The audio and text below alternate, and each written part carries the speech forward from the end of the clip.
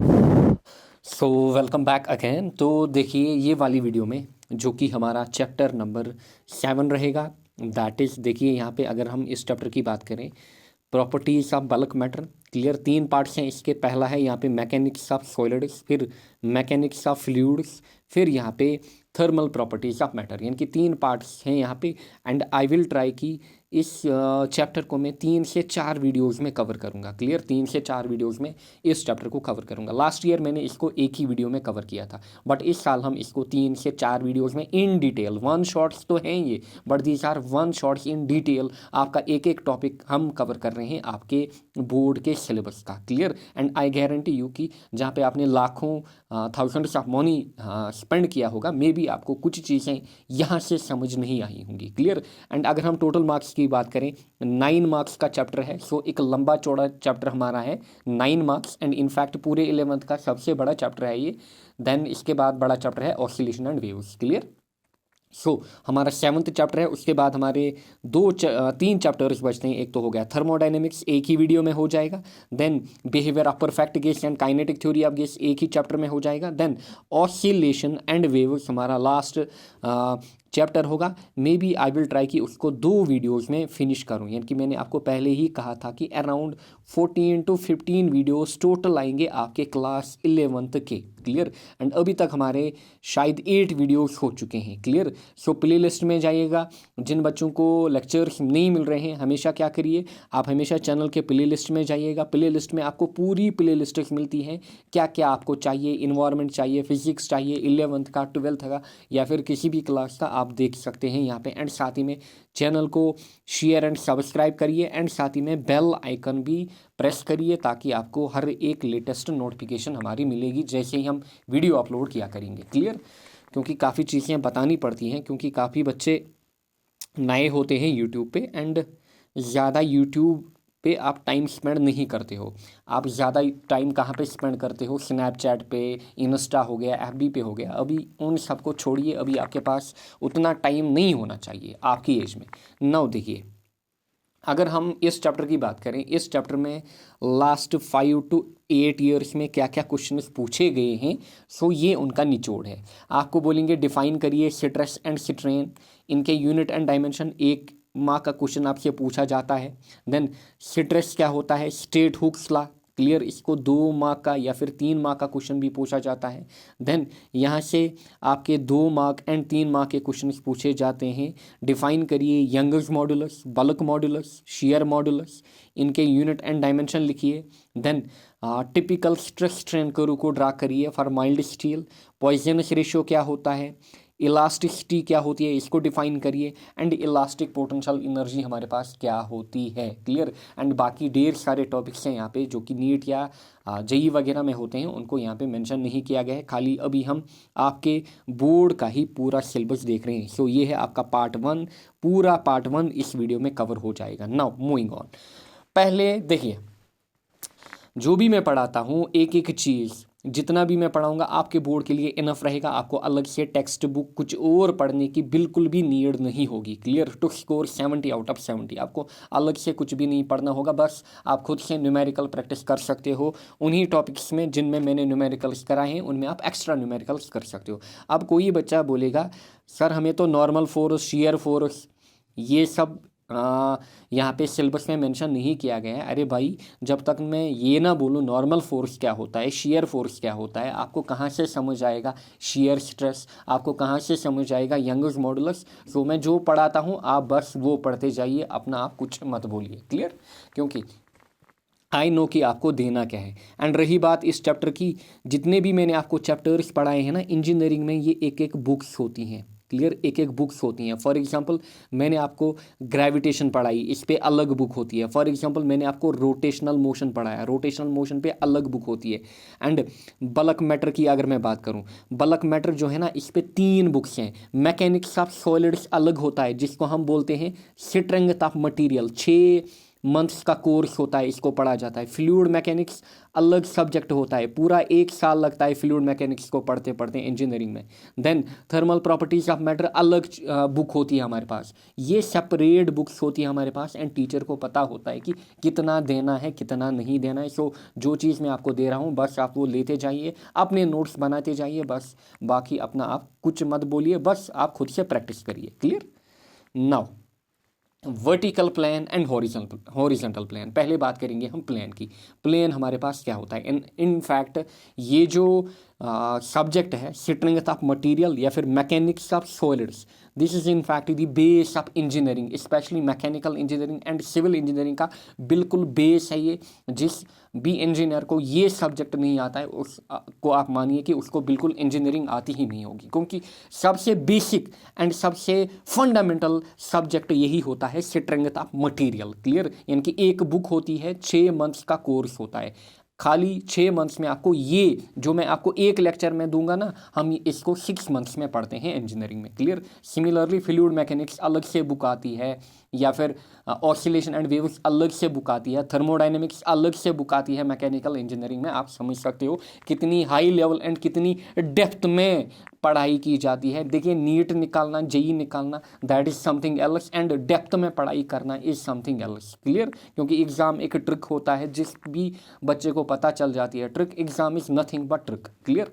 सो अगर आप कोई भी एग्ज़ाम क्वालिफाई करो, इसका मतलब ये नहीं है कि आपको सब चीज़ें पता होंगी उस एग्ज़ाम के बारे में। बस आपको उतना ही पता होगा उस एग्ज़ाम के बारे में जितनी आपको नीड है जेई को क्रैक करने की, नीट को क्रैक करने की। बस एग्ज़ाम में आपको लिमिटेड रहना है। क्लियर? आपको अपना मटेरियल जो होता है नीट के लिए, जेई के लिए, अपना मटेरियल फिक्स करना होता है। हर एक चीज़ आपको नहीं पढ़नी है। क्लियर? आपको वही चीज़ पढ़नी है जो आपको मार्क्स देंगे। क्लियर?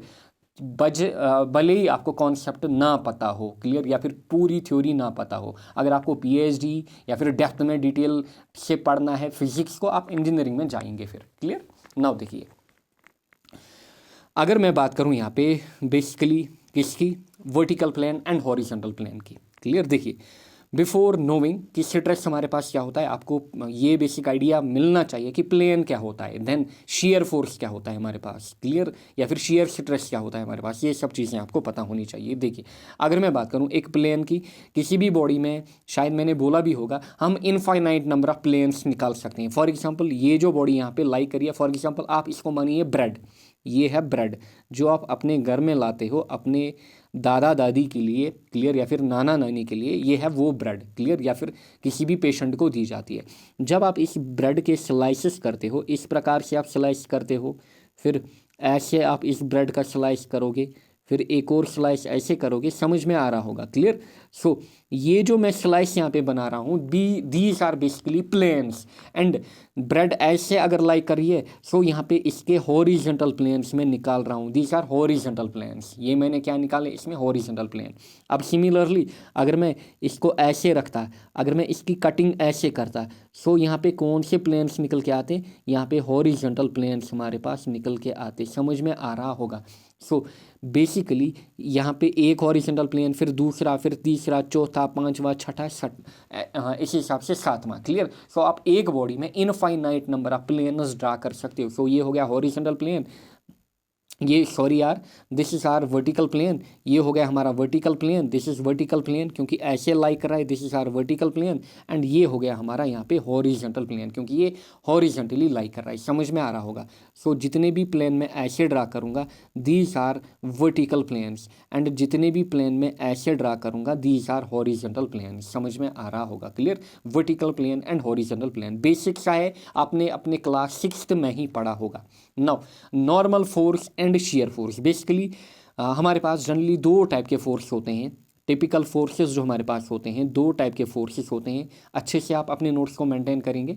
पहला हमारे पास होता है नॉर्मल फोर्स, दूसरा हमारे पास होता है शियर फोर्स। अब नॉर्मल फोर्स क्या होता है? वो फोर्स जो कि एक्ट करता है परपेंडिकुलर टू दी सरफेस और प्लेन, यानी कि वो फोर्स जो कि क्या करे, एक्ट परपेंडिकुलर, या फिर क्या करे, act normal to the plane या फिर normal to the surface. For example अगर मैं 3D में दिखाऊंगा, 3D में ये ऐसे होगा हमारा नॉर्मल फोर्स, ऐसे इस फेस पे ये होगा नॉर्मल फोर्स, इस फेस पे ये होगा नॉर्मल फोर्स, चाहे आप कंप्रेशन दिखाओ या फिर टेंशन दिखाओ। 2D में आपको सिंपली ऐसे दिखाना है, this is normal force, this is normal force, clear. ये होते हैं हमारे पास नॉर्मल फोर्स एंड क्लियरली आपको दिख रहा है जो फोर्स लग रहा है that is perpendicular to the surface. जो भी हमारा फोर्स लग रहा है it is perpendicular to the surface. So इस टाइप के फोर्स को हम बोलते हैं नॉर्मल फोर्स। अब देखिए शेयर फोर्स क्या होता है। जब भी फोर्स लगे पैरेलल टू दी सरफेस, देखिए ऐसे फोर्स लग रहा है ऊपर वाली सरफेस पे, so it is parallel to the surface. या फिर ऐसे फोर्स लग रहा है, this is again shear force, it is parallel to this face, clear.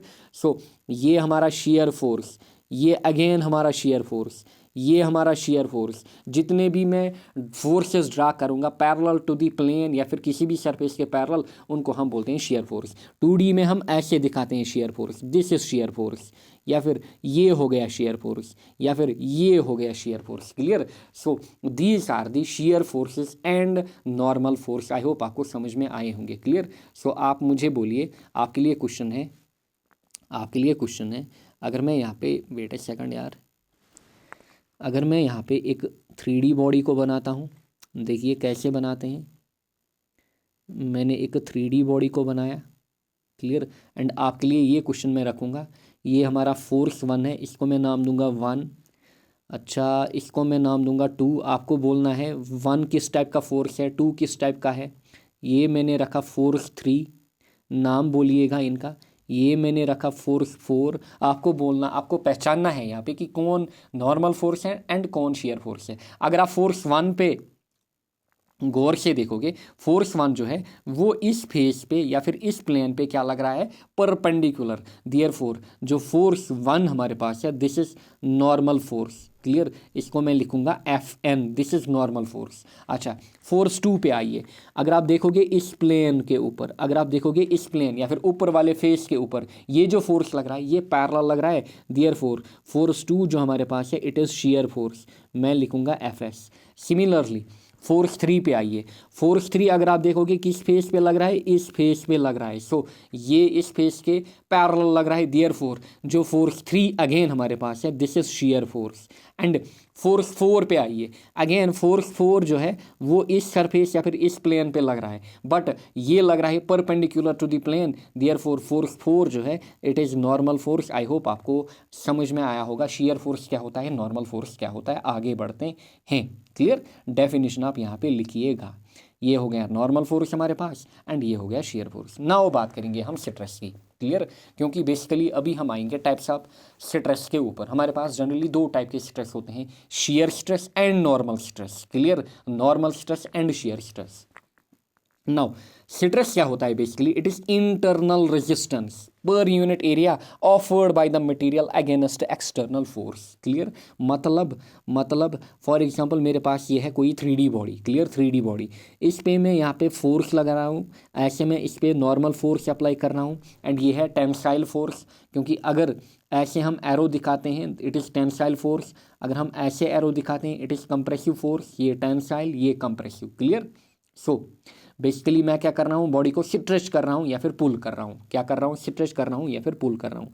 अब अगर बॉडी जो है वो इस साइड से फिक्सड है, क्लियर। एक साइड से क्या है, बॉडी फिक्सड यहाँ पे, एंड एक साइड से मैं बॉडी को पुल कर रहा हूँ, क्लियर। पुल कर रहा हूँ या फिर स्ट्रेचिंग दे रहा हूँ या फिर फोर्स F दे रहा हूँ। सो नॉर्मली क्या होना चाहिए, नॉर्मली यहाँ पे ये जो बॉडी है इसमें इलोंगेशन होनी चाहिए, यानी कि ऐसे इसमें स्ट्रेचिंग होनी चाहिए, ऐसे स्ट्रेच होनी चाहिए, clear.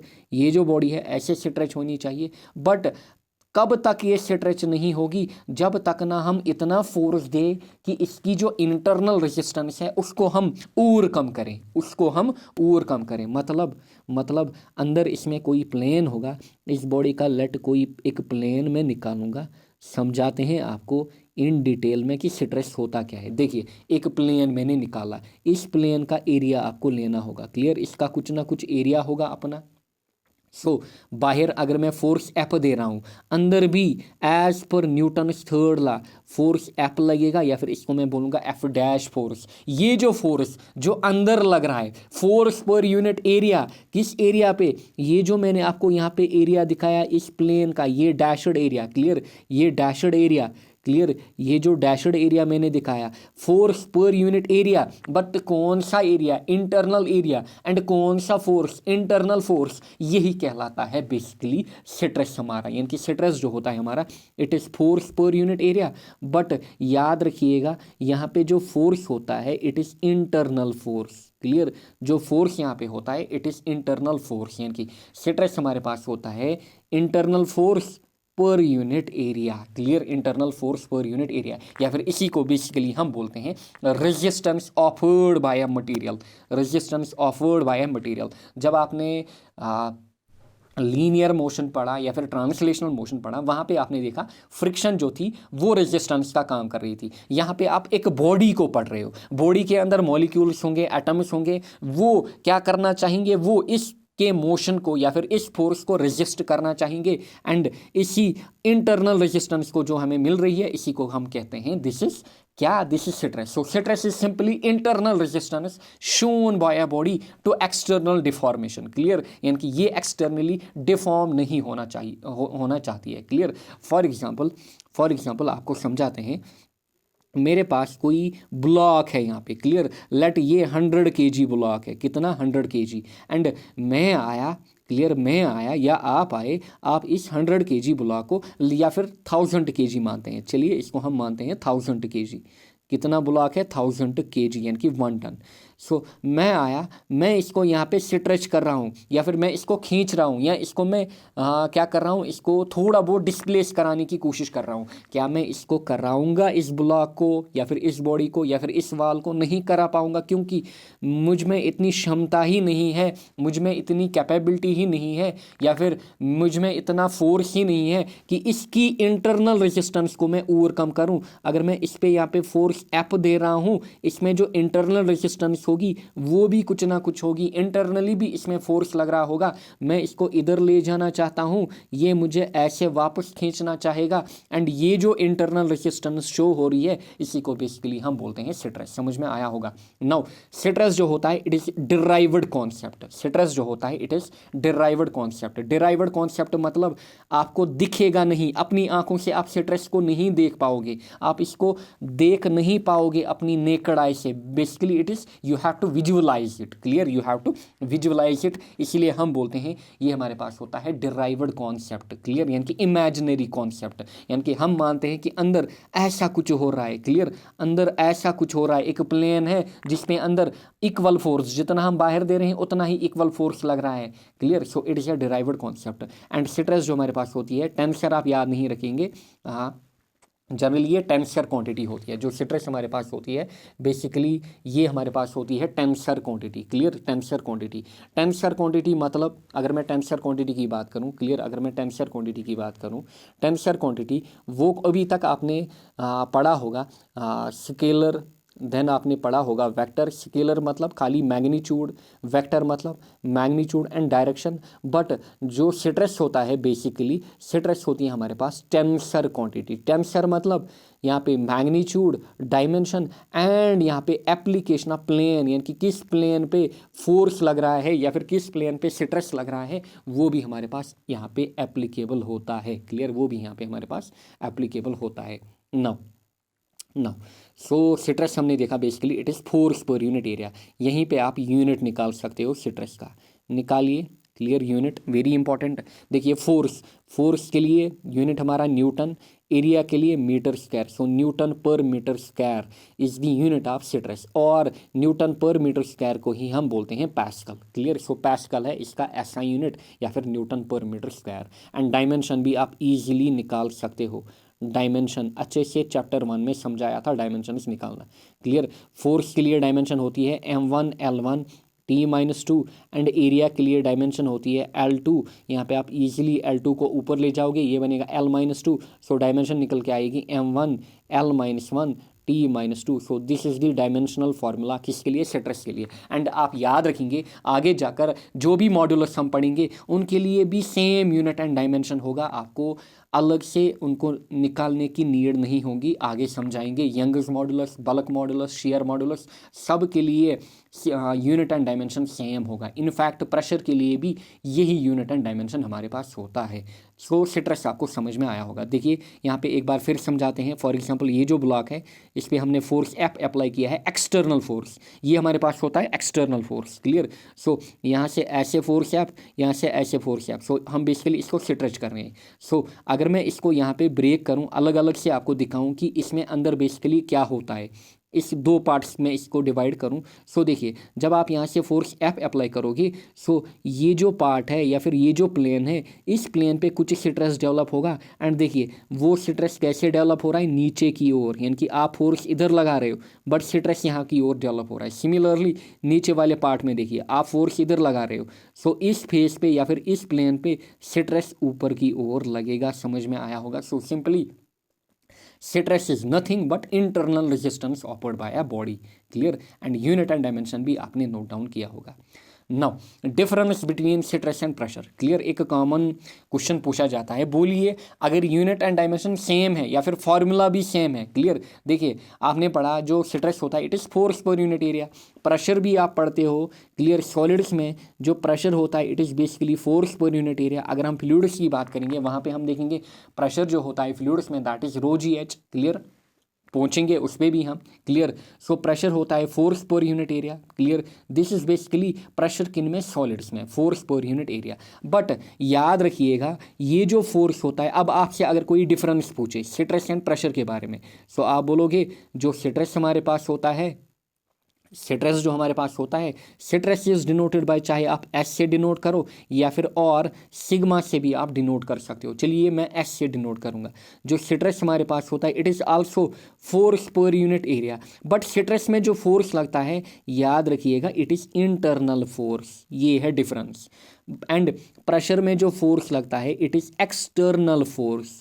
Clear. It is external force. So simply stress is internal force per unit area, pressure is external force per unit area. मतलब क्या हुआ, मतलब ये हुआ, इस डायग्राम को गौर से देखिए। मतलब ये जो मैं फोर्स दे रहा हूँ this is external force, therefore इस प्लेन पे या फिर इस एरिया पे जो चीज़ यहाँ पे लगेगी वही चीज़ होगी प्रेशर, वही चीज़ होगी प्रेशर। सिमिलरली अंदर अगर आप किसी प्लेन को देखोगे, अंदर इस प्लेन में ऐसे स्ट्रेस डेवलप होगी या फिर इस प्लेन में अंदर ऐसे फोर्स डेवलप होगा, इस प्लेन पे जो चीज़ डेवलप होगी वो कहलाएगी स्ट्रेस हमारे पास। समझ में आया होगा, क्लियर हुआ होगा आपको कि प्रेशर क्या होता है, स्ट्रेस क्या होता है। So pressure is external force per unit area. कौन सा एरिया, ये external area. Clear. Stress is internal force, कौन सा फोर्स, ये फोर्स पर यूनिट एरिया, कौन सा एरिया, ये इंटरनल एरिया सरफेस का या फिर प्लेन का। समझ में आया होगा। This is the basic difference. So pressure external force per unit area, stress हमारे पास internal force per unit area. Clear. लिखिए, नोट डाउन करिए।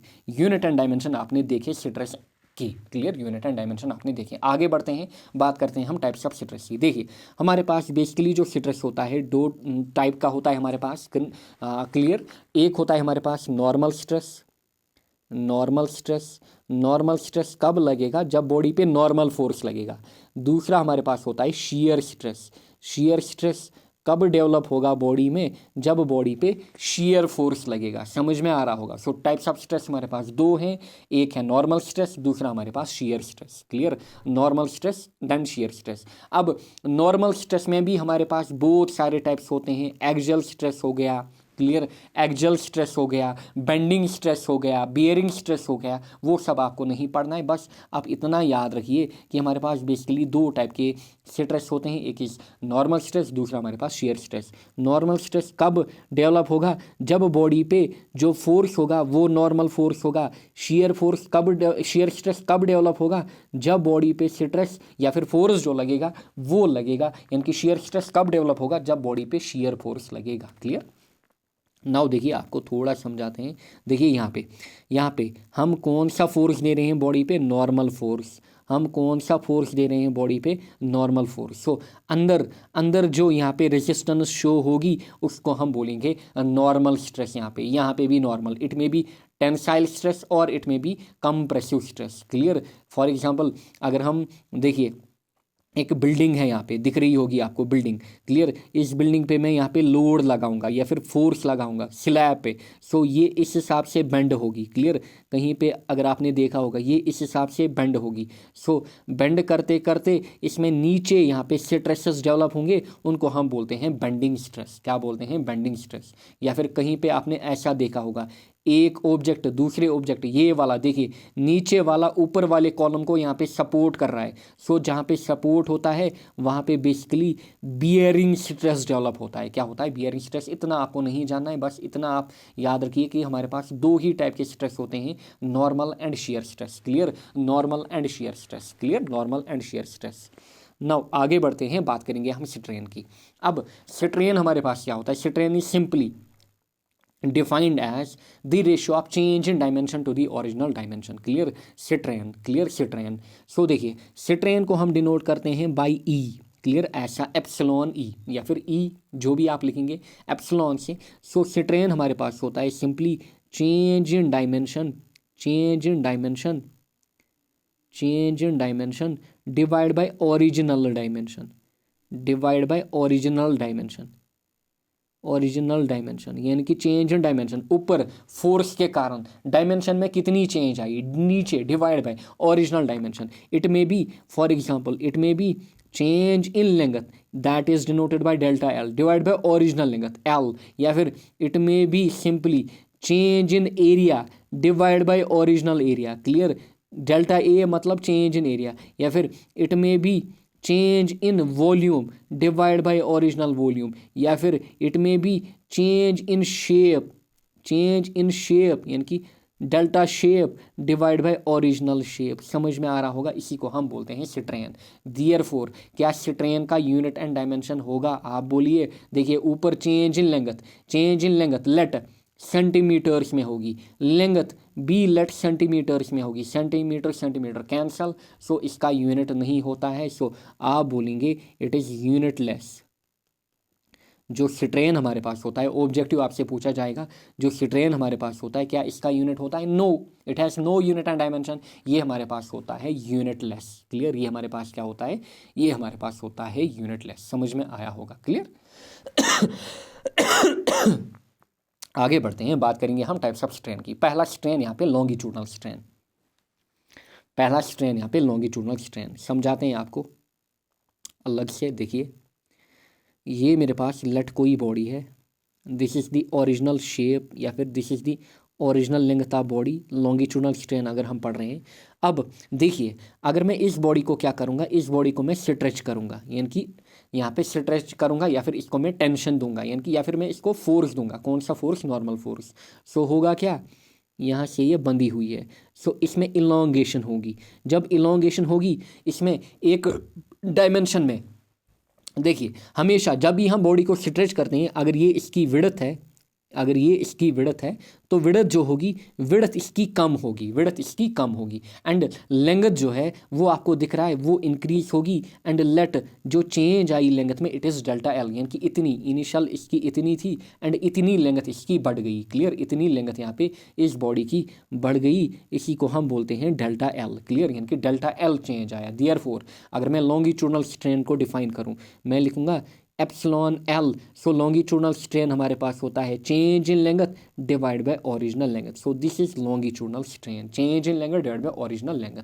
सो यहाँ पे आप लिखोगे लॉन्गिट्यूडनल स्ट्रेन हमारे पास होता है चेंज इन लेंथ, अंग्रेजी में खुद लिखिए, divide by original length, divide by original length, change in length divide by original length. अब ये चेंज क्या हो सकती है, इट में भी लेंथ बढ़ जाए। नाउ अगर मैं इसको कंप्रेस करूँ, क्लियर, अगर मैं इसी को कंप्रेस करता यानी कि टेंशन के बजाय मैं इसको कंप्रेसिव फोर्स देता यानी कि इसको दबाता मैं, क्लियर, यानी कि ऐसे में फोर्स देता, तब क्या होता है इसकी जो विड्थ होती वो बढ़ जाती एंड लेंथ जो है, देखिए ये थी इसकी ओरिजिनल लेंथ, लेंथ जो होती वो घट जाती बट विड्थ बढ़ जाती। देखिए ऐसे इसमें विड्थ का इंक्रीज होता है एंड लेंथ का डिक्रीज होता है एंड इतना डिक्रीज होता है again delta L. So still हम यही कहते हैं जो लॉन्गिट्यूडनल स्ट्रेन है it is change in length, यानी कि अब बोलते हैं हम कितनी लेंथ में चेंज हुई या फिर डिक्रीज हुई डिवाइड बाय ओरिजिनल लेंथ। यहाँ पे कितनी लेंथ बढ़ गई डिवाइड बाय ओरिजिनल लेंथ, यही कहलाता है स्ट्रेन, यानी कि कौन सा longitudinal. Next is volumetric strain. Volumetric strain is simply change in volume, change in volume divide by original volume, divide by original volume. यानी कि फॉर एग्जांपल हमारे पास कोई 3D बॉडी है, क्योंकि 3D बॉडी का ही वॉल्यूम होता है, हम इस पर ऐसे कंप्रेसिव फोर्स लगा रहे हैं हर एक साइड से, मैं इसको क्या कर रहा हूँ, मैं इसको दबा रहा हूँ। क्लियर। सो होगा क्या, ये दब जाएगा, कैसे, ऐसे ये दब जाएगा। इसमें हमारे पास एक छोटा क्यूब, इसमें हमें क्या बनेगा, इसमें हमें एक छोटा सा क्यूब बनेगा। यानी कि जब हम इसको कंप्रेस करेंगे, सो अगर ये ओरिजिनली इतना था, अब इसको एक इतना छोटा सा क्यूब बनेगा क्योंकि हमने इसको दबाया चारों तरफ से। क्लियर, समझ में आया होगा। एंड जो इसमें इनिशियल वॉल्यूम था, क्लियर, वो कुछ ना कुछ होगा, दैट इज वी आई। अब इसमें चेंज इन वॉल्यूम आया होगा, क्लियर, इसमें चेंज इन वॉल्यूम आया होगा, वही change in volume divide by original volume हमारा क्या लाएगा, volumetric strain. Next is shear strain. अब देखिए शियर स्ट्रेन, शियर स्ट्रेन होता है बेसिकली जहाँ पे चेंज इन शेप या फिर चेंज इन एंगल आ जाए। फॉर एग्जांपल हमारे पास है कोई बार, यहाँ पे कोई बार या फिर कोई भी मेटल यहाँ पे या फिर कोई भी बॉडी यहाँ पे, लेट इसकी जो लेंथ है इट इज़ एल, इस बॉडी की या फिर इस बार की जो लेंथ है it is L, clear, it is L. And ऊपर मैं फोर्स यहाँ पे दे रहा हूँ, जो ऊपर वाला फेस है इस पे मैं फोर्स दे रहा हूँ। अब बोलिए आप कौन सा फोर्स होगा, ये बोलिए, ये शियर फोर्स होगा, क्योंकि जो ऊपर वाला फेस है ना, ये वाला फेस अगर आप देखोगे, ऊपर वाला फेस, इनको आप छोड़िए नीचे वालों को, जो ऊपर वाला फेस है ना, इस फेस के पैरेलल में यहाँ पे फोर्स दे रहा हूँ, इस फेस के पैरेलल, देयरफॉर ये जो फोर्स लग रहा है it is shear force. Clear. And अगर नीचे हमारे पास ये जो बॉडी है ये फिक्स्ड है, नीचे ये फिक्स्ड है, ऊपर ये फ्री है। क्लियर, नीचे ये फिक्स्ड है, ऊपर ये फ्री है।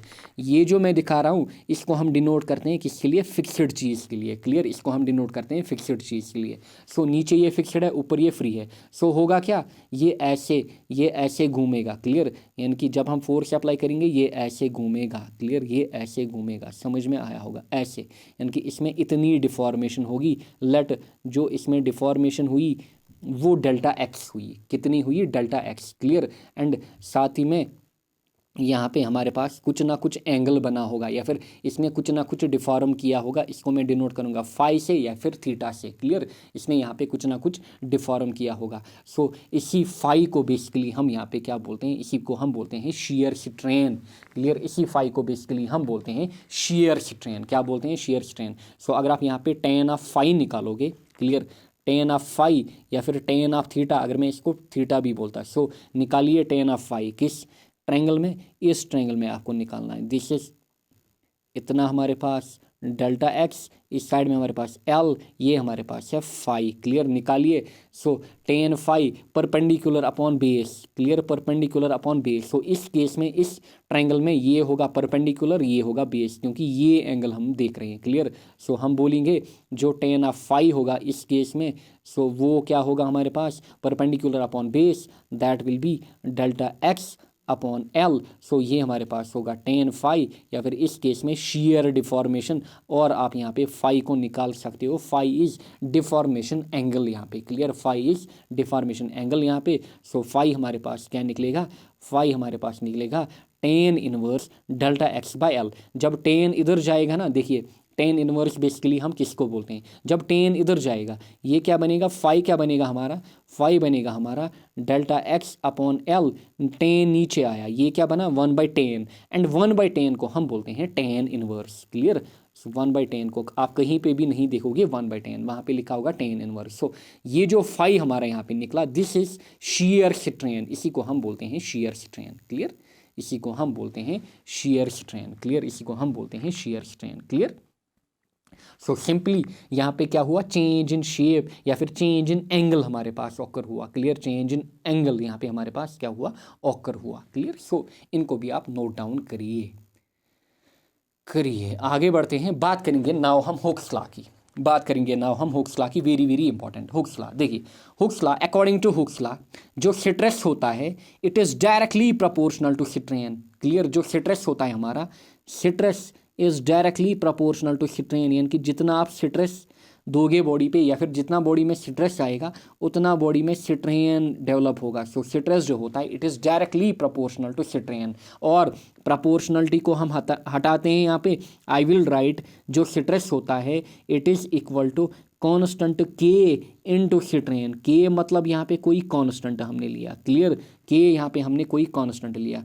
सो साइड में हम लिखेंगे के जो होता है यहाँ पे it is constant. Clear, it is constant. के हमारा यहाँ पे क्या होता है, के हमारा यहाँ पे कांस्टेंट होता है। क्लियर, के यहाँ पे हमारा कांस्टेंट होता है। नाउ सो हुक्स लॉ की सिंपल स्टेटमेंट है, यानी कि जितना आप स्ट्रेस दोगे उतना स्ट्रेन बढ़ेगा बॉडी में। Clear, stress is directly proportional to strain और stress is equal to K into strain. Wire के हमारे पास जो है इट इज़ कांस्टेंट और के जो हमारे पास होता है it is known as modulus of elasticity. K को हम बोलते हैं मॉड्यूलस ऑफ इलास्टिसिटी। बेसिकली अच्छे से लिखिएगा, के को हम बोलते हैं मॉड्यूलस ऑफ इलास्टिसिटी। के को हम बोलते हैं मॉड्यूलस ऑफ इलास्टिसिटी। के को हम बोलते हैं मॉड्यूलस ऑफ इलास्टिसिटी। एंड के जो हो सकता है इट मे बी देयरफॉर, क्योंकि के हमारे पास मॉड्यूलस ऑफ इलास्टिसिटी, सो हम लिख सकते हैं जो के होगा हमारे पास modulus of elasticity this will be equal to stress divide by strain. Clear, जो के होगा हमारे पास that will be therefore equal to stress divide by strain, क्योंकि स्ट्रेन के साथ मल्टीप्लाई है, जब आप उसको उस साइड ले जाएंगे वो डिवाइड में बनेगा, यानी कि के जो हमारा होता है it is stress upon strain. And के हमारा क्या होता है, के हमारा होता है मॉड्यूलस ऑफ इलास्टिसिटी। के हमारे पास होता है मॉड्यूलस ऑफ इलास्टिसिटी, या फिर के जो यहाँ पे निकला आपका कांस्टेंट, ये जो निकला इस इक्वेशन से it is basically modulus of elasticity. अब जो मॉड्यूलस ऑफ इलास्टिसिटी है ये हो सकता है यंगर्स मॉड्यूलस ऑफ इलास्टिसिटी, ये हो सकता है बल्क मॉड्यूलस ऑफ इलास्टिसिटी, या फिर ये हो सकता है शेयर मॉड्यूलस ऑफ इलास्टिसिटी।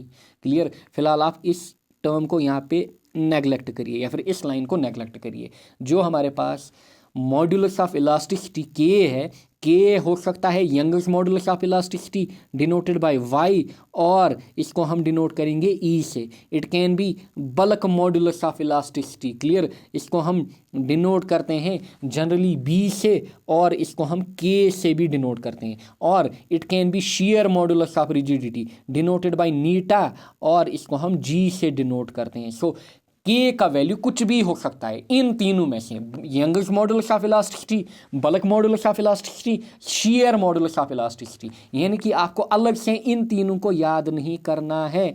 सो अगर आपसे कोई पूछे बोलिए यंगर्स मॉड्यूलस क्या होगा, सो आप बोलोगे भाई साहब यंगर्स मॉड्यूलस होता है स्ट्रेस अपॉन स्ट्रेन, बट वहाँ पे हम देखेंगे, जब हम पर्टिकुलर डेफिनेशन देखेंगे वहाँ पे हम देखेंगे कौन सा स्ट्रेस कौन सा स्ट्रेन, क्या लॉन्गिट्यूडनल स्ट्रेस, क्या शेयर स्ट्रेस, क्या शेयर स्ट्रेन, क्या वॉल्यूमेट्रिक स्ट्रेन, जब हम वहाँ पे जाएंगे वहाँ पे हम डिटेल में देखेंगे। सिमिलरली बल्क मॉड्यूलस भी क्या होगा, स्ट्रेस अपॉन स्ट्रेन, अभी हम देखेंगे कौन सा स्ट्रेस कौन सा strain. Similarly share modulus of rigidity ये भी होगा स्ट्रेस अपॉन स्ट्रेन। सो अब हम देखेंगे अभी इनको डिटेल में कि कौन सा स्ट्रेस कौन सा स्ट्रेन। बेसिक आइडिया आपको मिला होगा कि बेसिकली ये तीन, ये आपको नहीं लिखना है, इसको मैं रब करूँगा बेसिक आइडिया देने के लिए आपको कि ये तीन कहाँ से निकलते हैं। बेसिकली इसी इक्वेशन से, हुक्स लॉ से, आपको अलग से इनको नहीं पढ़ना होता है। These are derived from Hooke's law. Hooke's law से आपको जो कांस्टेंट निकलता है, the constant may be, it may be Young's modulus, it may be bulk modulus, और it may be shear modulus. एक एक चीज आपका यहाँ से क्लियर होगा। क्लियर, नाउ नेक्स्ट नीचे आप नोट करेंगे, यहाँ पे अब आप नोट करेंगे, यहाँ पे आप नोट करेंगे जो हुक्स लॉ होता है it is valid only up to proportional limit. Hooke's law is valid only up to proportional limit. अब प्रोपोर्शनल लिमिट क्या होती है, जब स्ट्रेस स्ट्रेन कर्व को दिखाऊंगा वहीं पे समझाऊंगा प्रोपोर्शनल लिमिट क्या होती है। सो आप लिखोगे according to Hooke's law stress is directly proportional to strain, but जो हुक्स लॉ होता है very very important objective, it is only valid up to proportional limit. It is only valid up to proportional limit. Note down करिए, लिखिए फिलहाल proportional limit क्या होती है, आगे लेक्चर में समझाएंगे प्रोपोर्शनल लिमिट क्या होती है। सो अच्छे से अपनी कॉपी बनाना। और कुछ भाई लोग या फिर कुछ स्टूडेंट्स आते हैं, सर हमें नोट्स दीजिए, पीडीएफ दीजिए। यार मैं पीडीएफ वाला टीचर नहीं हूँ, मैं पीडीएफ नहीं देता हूँ। अगर आपको पढ़ना है खुद से नोट्स बनाइए, अगर आप खुद का भला चाहते हैं। बाकी अगर आप इंटरेस्टेड नहीं हैं तो ना देखिए lectures. Now Young's modulus, clear, Young's modulus, क्योंकि आपके पास भी उतना ही टाइम है जितना मेरे पास है। आपके पास भी 24 आवर्स है, मेरे पास भी 24 आवर्स। आप इसका स्क्रीनशॉट लीजिए। अगर आपको पीडीएफ वगैरह क्रिएट करनी है खुद से सीखिए। एंड मैंने आपको सिखाया भी था एक वीडियो में कैसे आप पीडीएफ को क्या कर सकते हो, खुद से क्रिएट कर सकते हो। खाली 5 से 10 मिनट लगते हैं, बस आपको खाली टीचर का दिमाग खाना होता है। PDF PDF PDF.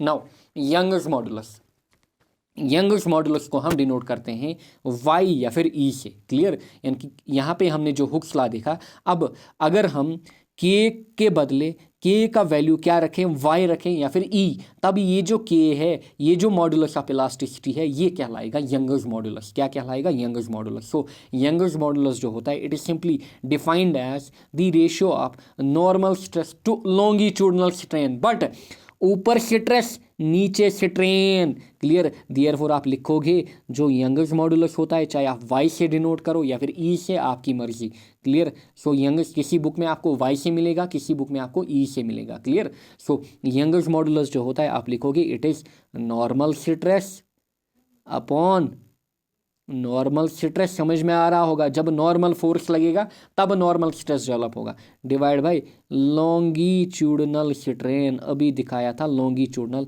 स्ट्रेन होता क्या है, समझ में आया होगा। बट एक चीज़ पे आप गौर फरमाइए, ऊपर स्ट्रेस नीचे स्ट्रेन, चाहे कोई भी स्ट्रेस हो, नॉर्मल स्ट्रेस, शियर स्ट्रेस, नीचे स्ट्रेन, चाहे कोई भी स्ट्रेन हो, बट ऊपर स्ट्रेस नीचे स्ट्रेन। इसीलिए ये कहाँ से निकलते हैं? ये निकलते हैं कहाँ से? हुक्स लॉ से। नाउ अब आप ऐसे लिखोगे, नीचे नॉर्मल स्ट्रेस, स्ट्रेस हमारे पास होता है force per unit area, stress हमारे पास होता है फोर्स पर यूनिट एरिया, चाहे कोई भी स्ट्रेस हो, नॉर्मल स्ट्रेस हो, शियर स्ट्रेस हो, फार्मूला तो सेम होगी, force per unit area. Longitudinal strain अभी हमने देखा था, लॉन्गिट्यूडनल स्ट्रेन होता है delta L divide by L, delta L divide by L. So जब आप इसको थोड़ा सिंप्लीफाई करोगे, क्योंकि मेरे पास यहाँ पे स्पेस नहीं है, आप नीचे लिखना, क्लियर, अच्छे से नीचे लिखना इसको। आप लिखोगे y जो होगा it will B f, clear, f नीचे जाएगा, डेल्टा एल ऊपर, डेल्टा एल नहीं, एल ऊपर आएगा। सो आप लिखोगे जो यंग्स मॉडुलस होता है इट इज़ एफ एल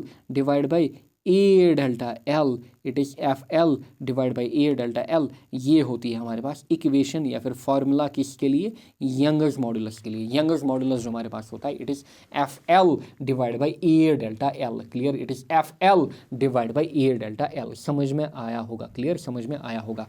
अब अगर देखिए, अब अगर आपके पास कोई भी फॉर एग्जांपल सर्कुलर बॉडी दी जाएगी आपको जनरली, क्योंकि यही क्वेश्चन आपके नीट में पूछे जाते हैं, आपको बोलेंगे सर्कुलर वायर, या फिर अगर आपके बोर्ड में न्यूमेरिकल दिया जाएगा आपको देंगे सर्कुलर वायर। सर्कुलर वायर अगर है, उसका एरिया कितना होगा हमारे पास? उसका एरिया हमारे पास होगा पाई आर स्क्वायर, क्लियर, उसका एरिया हमारे पास होगा पाई आर स्क्वायर। सो इस इक्वेशन को आप ऐसे भी लिख सकते हो, यंग्स मॉडुलस होता है F L divide by A की जगह आप लिख सकते हो pi R square delta L, but किसके लिए? एक सर्कुलर बॉडी के लिए, या फिर एक सर्कुलर सॉलिड बॉडी के लिए, क्लियर, एक सर्कुलर सॉलिड बॉडी के लिए, क्लियर। सो इस हिसाब से आप अपनी फार्मूला को लगा सकते हो वहाँ पे, समझ में आया होगा, clear. This is for circular body, इसको भी आप साथ में लिखेंगे, यहाँ पे लिखना नीचे circular wire, clear. So on stretching a circular wire आप ऐसे लगाओगे यंग्स, यहाँ पे क्या? Young's modulus, clear, Young's modulus होगा सर्कुलर वायर के लिए F L divide by pi R square delta L. समझ में आया होगा, लिखिए अच्छे से। देखिए यूनिट अब वही होगा। देखिए ऊपर नॉर्मल स्ट्रेस, नीचे लॉन्गिट्यूडनल स्ट्रेन। देखिए समझाते हैं, बाकी का नहीं समझाएंगे। देखिए ऊपर नॉर्मल स्ट्रेस मतलब फोर्स पर यूनिट एरिया, नीचे longitudinal strain delta L upon L. क्या इनका यूनिट होगा? नहीं होगा, clear, delta L upon L का यूनिट नहीं होगा। ऊपर फोर्स फिर एरिया, इसका यूनिट होगा बिल्कुल Newton per metre square. So simply मैंने आपको बोला था स्ट्रेस हो गया, यंग्स मॉडुलस हो गया, बल्क मॉडुलस हो गया, शियर मॉडुलस हो गया, प्रेशर हो गया, इनका same unit and dimension. So unit भी same, Newton per metre square और पैस्कल, और आप लिखेंगे पैस्कल, एंड डायमेंशन वही M1 L-1 T-2, clear. Dimension वही M1 L-1 T-2, clear. Now now कुछ इंपॉर्टेंट पॉइंट्स हैं, ये आपसे पूछे जाएंगे। जो यंगस्ट मॉड्यूलस होता है हमारे पास, it is only defined for solid bodies. ये खाली किन के लिए डिफाइन होता है? सॉलिड्स के लिए डिफाइन होता है, यानी कि जो सॉलिड बॉडीज हमारे पास होती है खाली उनके लिए डिफाइन होता है। एक रिजिड बॉडी के लिए, एक रिजिड बॉडी के लिए जो हमारे पास वाई होता है it is infinity. Rigid body के लिए जो हमारे पास वाई होता है it is infinity. Rigid body मतलब, रिजिड बॉडी डायनामिक्स हम पढ़ते हैं इंजीनियरिंग में। Rigid body dynamics. अब रिजिड बॉडी जो होती है, रिजिड बॉडी की अगर मैं बात करूं, रिजिड बॉडी वो बॉडी हमारे पास होती है simply that doesn't show change in, यानी कि it does not show change in may be आपसे डेफिनेशन पूछी जाए, it does not show change in किसमें? जियोमेट्री, क्लियर, कामा, शेप, जियोमेट्री हो गया, शेप हो गया, साइज हो गया, एटसेट्रा।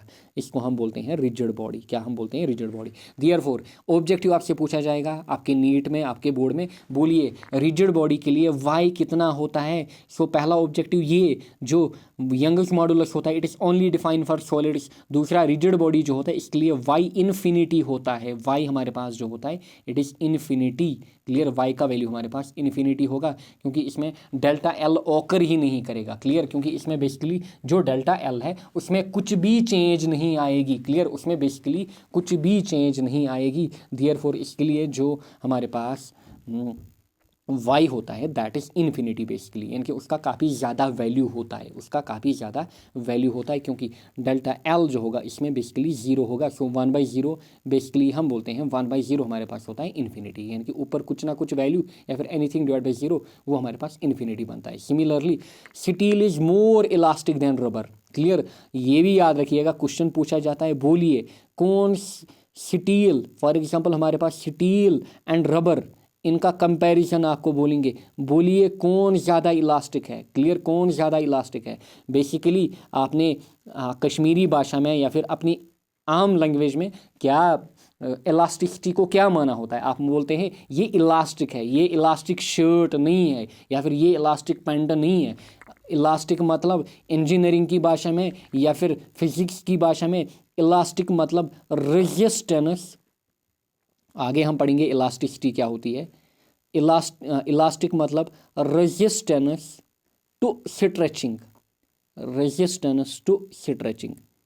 यानी कि जो मटेरियल स्ट्रेच ज़्यादा नहीं होगा वो ज़्यादा इलास्टिक होगा। जो मटेरियल ज़्यादा स्ट्रेच नहीं होगा, आपकी कॉमन लैंग्वेज से डिफरेंट है। हमारी आम लैंग्वेज में या फिर आम भाषा में हम क्या बोलते हैं? भाई ये इलास्टिक पैंट है, ये इलास्टिक शर्ट है, यानी कि ये स्ट्रेच होता है, फुल्ली स्ट्रेच होता है, क्लियर। बट इंजीनियरिंग या फिर साइंस की भाषा में इलास्टिक किसको बोला जाता है? जो रेजिस्टेंस शो करेगा स्ट्रेचिंग को, यानी कि जो स्ट्रेच नहीं होगा। अब बोलिए स्टील मतलब जो हम इंडस्ट्रीज़ में यूज़ करते हैं, जो हम कंस्ट्रक्शन में यूज़ करते हैं, स्टील, क्लियर, स्टील। चलिए यहाँ पे आपको दिखाते हैं steel, wait a second,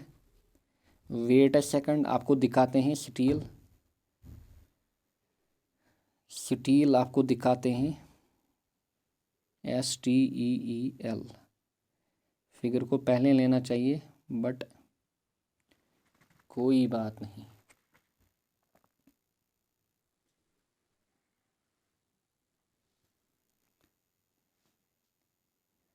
just wait करिए। यहाँ पे देखिए ये जो आपको दिख रहा है this is steel, clear, steel. ये जो चीज़ें आपको दिख रही है दिस इज स्टील, क्लियर। ये जो मैं आपको दिखा रहा हूँ दिस इज स्टील, क्लियर। अब बोलिए स्टील ज़्यादा इलास्टिक होगा या फिर आपका रबर ज़्यादा इलास्टिक होगा? तो स्टील ज़्यादा इलास्टिक होगा, क्लियर। समझ में आया होगा, जो स्टील होता है हमारा वो ज़्यादा इलास्टिक होता है, क्लियर। इसी को हम बोलते हैं स्टील, जो हम कंस्ट्रक्शन इंडस्ट्री में यूज़ करते हैं, क्लियर। जो हम कंस्ट्रक्शन इंडस्ट्री में यूज़ करते हैं ये कहलाता है हमारा स्टील। क्या कहलाता है हमारा? स्टील। वेट ए सेकंड, वेट करिए। नाउ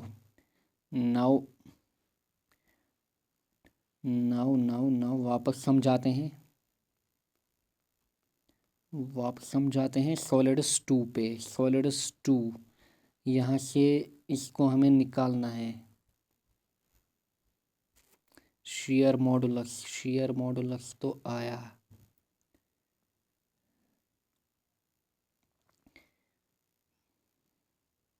बल्क मॉडुलस भी आया,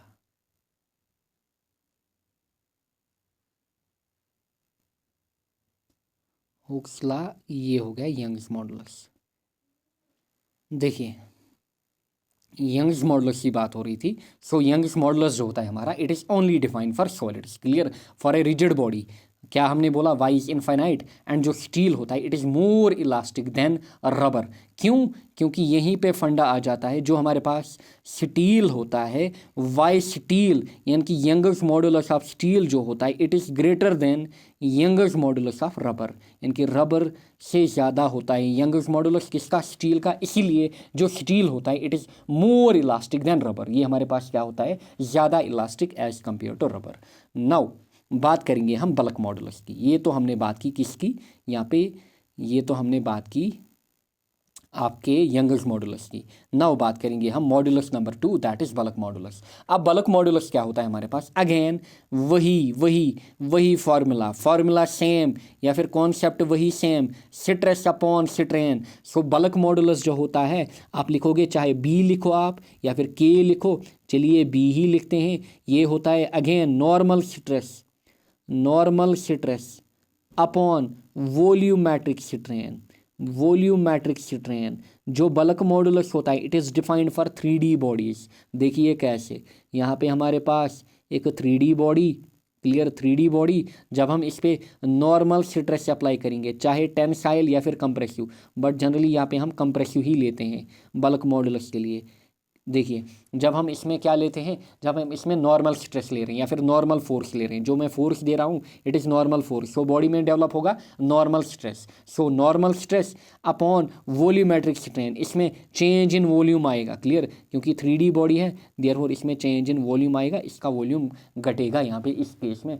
so normal stress upon volumetric strain क्या कहलाएगा, बल्क मॉडुलस, क्लियर। सो आप लिख सकते हो यहाँ पे नॉर्मल स्ट्रेस अगेन क्या होगा, फोर्स अपॉन एरिया, अच्छा डिवाइड बाई वॉल्यूमेट्रिक स्ट्रेन, यहाँ पे मैं लिखूंगा minus delta V upon V. अब माइनस किसके लिए, माइनस साइन डिनोट करता है, माइनस साइन डिनोट करता है चेंज इन वॉल्यूम, या फिर जो वॉल्यूम है वो डिक्रीज हो रहा है, ऐसे लिखेंगे आप। Minus sign indicators volume decreases, और देयरफॉर इसको हम लिख सकते हैं माइनस ऊपर जाएगा, साथ ही में एफ वी जाएगा ऊपर, डिवाइड बाई नीचे आएगा डेल्टा वी या फिर ए इंटू डेल्टा, या फिर ए इंटू डेल्टा वी। पहले ए को लिखेंगे फिर अच्छा लगेगा, ए इंटू डेल्टा वी। ये हमारे पास होती है फार्मूला किसके लिए, बल्क मॉडुलस के लिए, यानी कि जो बल्क मॉडुलस होता है हमारे पास it is minus F V upon A delta V. अब माइनस यहाँ पे किसको इंडिकेट कर रहा है कि वॉल्यूम जो है यहाँ पे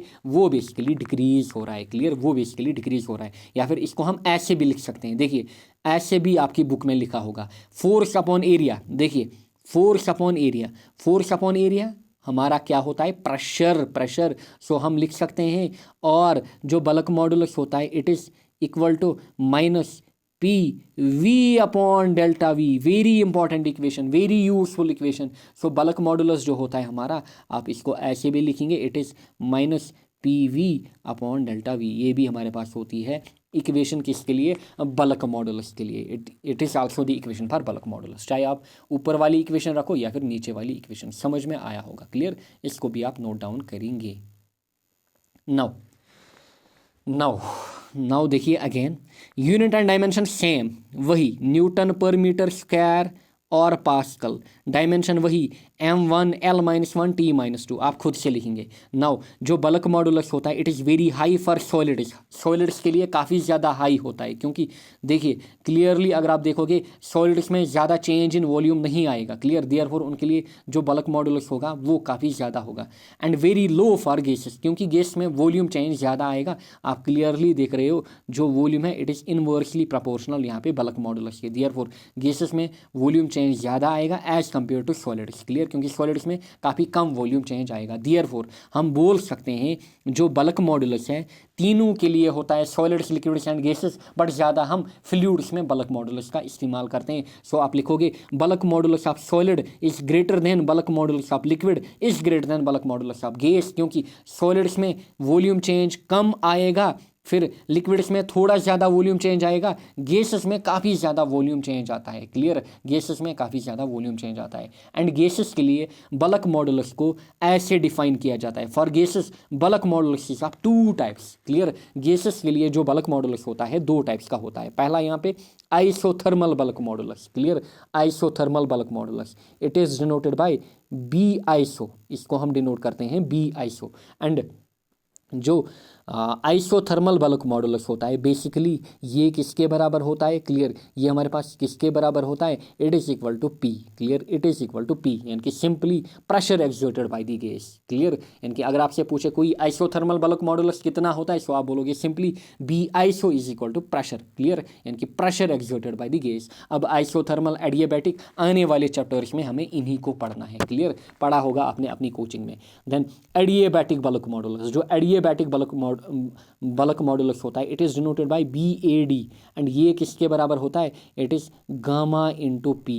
अब गामा क्या होता है, गामा होता है हमारे पास C P upon C V, इसको भी आप साइड में रखेंगे, आने वाले चैप्टर्स में हम इसको पढ़ेंगे जब हम गैसेस पढ़ेंगे, क्लियर, या फिर काइनेटिक थ्योरी पढ़ेंगे, क्लियर। गामा हमारे पास होता है C P upon C V, clear. So isothermal bulk modulus किसके बराबर, प्रेशर के बराबर। अच्छा, adiabatic bulk modulus pressure into gamma, therefore क्या मैं बोल सकता हूँ जो एडियाबैटिक बल्क मॉडुलस है it is greater than isothermal modulus, clear, isothermal modulus, क्योंकि गामा का वैल्यू जब आप देखोगे गामा का वैल्यू हमेशा होता है ग्रेटर देन 1, अगर गामा का वैल्यू ग्रेटर देन 1 होगा देयरफॉर मैं बोलूँगा जो बी एडियाबैटिक है it is greater than B iso, क्योंकि आप लिखेंगे gamma P will be greater than P, क्योंकि इसमें गामा मल्टीपल है एंड गामा का वैल्यू है ग्रेटर देन 1, सो ये टर्म ज़्यादा होगी, क्योंकि गामा का वैल्यू है ग्रेटर देन 1, सो ये टर्म ज़्यादा होगी, इसलिए जो एडियाबैटिक बल्क मॉडुलस होता है it is always greater than isothermal bulk modulus. Again आपसे ऑब्जेक्टिव पूछा जाएगा, clear. So these are the 2 types of bulk modulus defined for gases, ये गैसेस के लिए हम डिफाइन करते हैं ऐसे, क्लियर। सो ये इक्वेशन किन के लिए, गैसेस के लिए, एंड बेसिकली ये जो इक्वेशन हमने निकाली ये इन जनरल, क्लियर, ये in general. So note down करिए, हो गया अब आपका बल्क मॉडुलस भी। नेक्स्ट इज यहाँ पे share modulus, shear modulus definition आप लिखिए पहले, क्लियर, लिखिए, पॉज करिए, लिखिए, तब तक मैं स्लाइड्स यहाँ पे ऐड करता हूँ।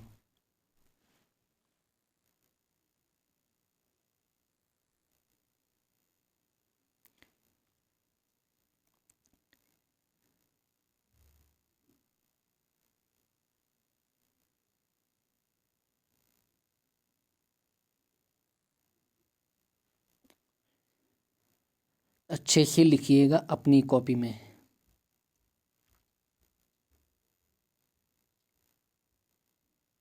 सो हो गया।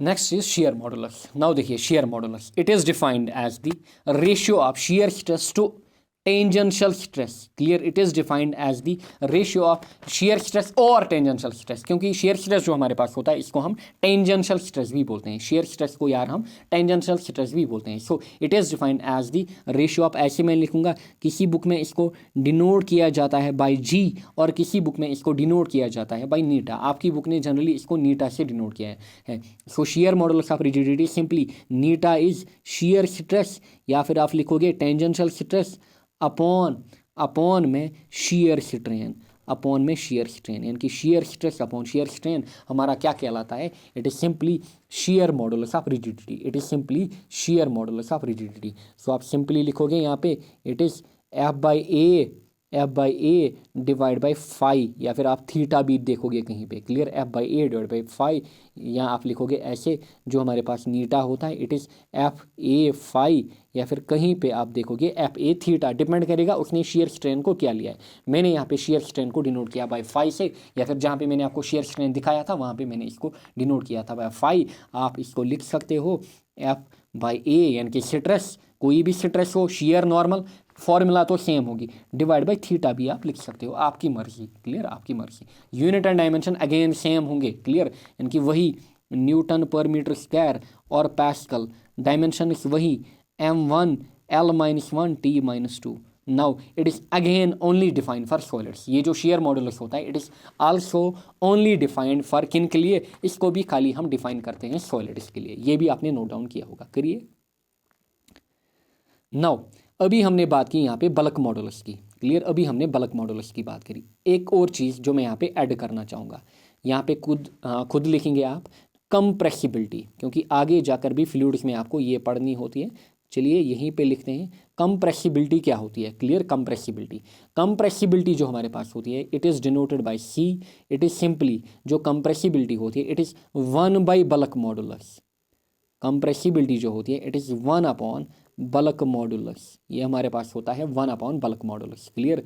सो बल्क मॉडुलस किसके बराबर निकला, माइनस पी वी अपॉन, सो मैं लिखूँगा इसको यहाँ पे, मैं इसको लिखूँगा minus P V upon delta we, यानी कि 1 divide by minus P V upon delta we ऊपर जाएगा। सो ये हमारे पास बनेगा, कंप्रेसिबिलिटी की इक्वेशन निकल के आएगी यार, कंप्रेसिबिलिटी जो होगी it will be delta V upon P V, this is equation for compressibility, clear, ये होगी आपकी compressibility.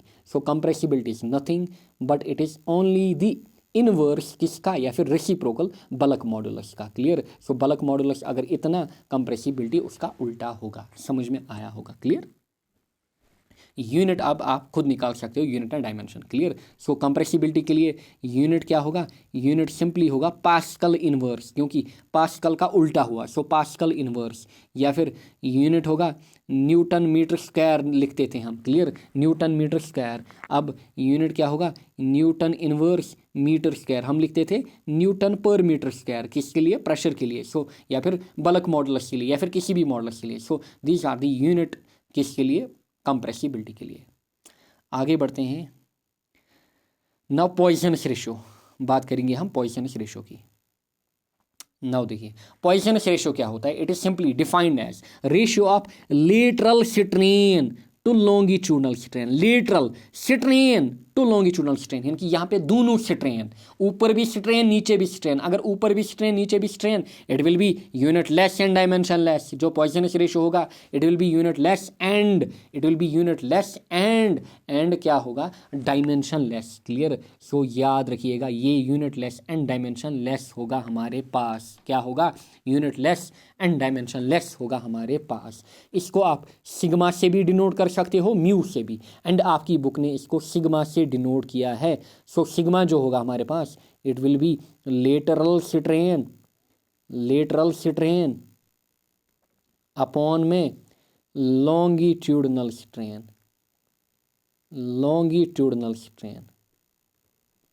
Lateral strain upon longitudinal strain, clear, ये हमारे पास होता है पॉइजनस रेशियो। अब लेटरल स्ट्रेन एंड लॉन्गिट्यूडनल, देखिए हमेशा याद रखिएगा जो लेटरल डायमेंशन होती है, हमेशा जो लेटरल डायमेंशन होती है सबसे स्मॉलेस्ट डायमेंशन,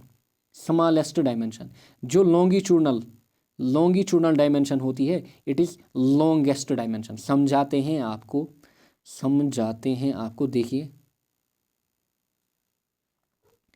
देखिए लेट मेरे पास है ये कोई 3D बॉडी, इस 3D बॉडी में आपको दिख रहा होगा ये हमारी लेंथ, क्लियर, ये हमारी लेंथ, एंड ये जो आपको दिख रही है this is our width, and ये जो आपको दिख रही है this is our height, this is our height, clear. So breadth height और ये लेंथ, एंड देखिए लेंथ आपको कितनी दिख रही है, काफ़ी ज़्यादा दिख रही है, ब्रेडथ एंड हाइट आपको कम दिख रही है। सो लेंथ के कंपैरिजन में ये दो डायमेंशन ब्रेडथ एंड हाइट ये क्या होंगे, these will be called here lateral dimension. So इनको हम बोलेंगे लेटरल डायमेंशन, लेंथ को हम बोलेंगे यहाँ पे लॉन्गिट्यूडनल डायमेंशन, क्लियर। लेंथ को हम बोलेंगे यहाँ पे लॉन्गिट्यूडनल डायमेंशन। सो लेटरल डायमेंशन हमेशा छोटी वाली डायमेंशन हमारे पास होती है, क्लियर। लॉन्गिट्यूडनल डायमेंशन हमारे पास बड़ी वाली डायमेंशन होती है, समझ में आया होगा। सो बी एंड एच को यहाँ पे मैं इस फिगर में क्या बोलूँगा, ये लेटरल डायमेंशन, लेंथ को मैं क्या बोलूँगा, this is longitudinal dimension, clear. So अब अगर चेंज आ रही है, देयरफॉर समझिए lateral strain upon longitudinal strain, so change आ रही है किसमें, सो मैं लिख सकता हूँ it may be delta B, यानी कि change in width divide by original width divide by change in length divide by original length. So ऐसे हम लिख सकते हैं किसको, पॉइसनस रेशियो को, क्लियर। ऐसे हम पॉइसनस रेशियो को लिख सकते हैं, क्लियर, ऐसे हम लिख सकते हैं। एंड लेटरल स्ट्रेन जो होती है वो बेसिकली घट जाती है, यहाँ पे हम माइनस लिखेंगे, clear. So it is lateral strain upon longitudinal strain, clear. So it is यहाँ पे minus delta B upon B divide by delta L upon L, clear, delta L upon L. या फिर आपको वायर के लिए पूछा जाएगा, देखिए ये है भाई साहब आपकी वायर, ये है भाई साहब आपकी वायर। सो ये वायर की लेंथ, वायर के लिए दो डायमेंशन हमारे पास होते हैं, एक लेंथ दूसरा रेडियस।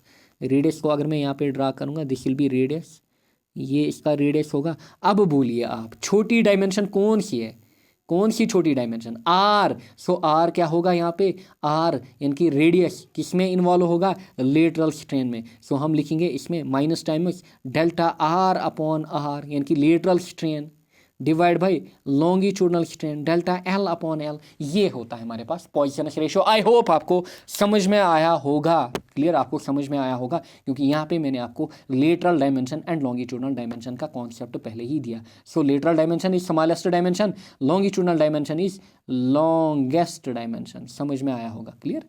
सो ये हो गया पॉइसनस रेशियो। अब यहाँ पे कुछ चीज़ें हैं जो आपको याद रखनी है पॉइसनस रेशियो में।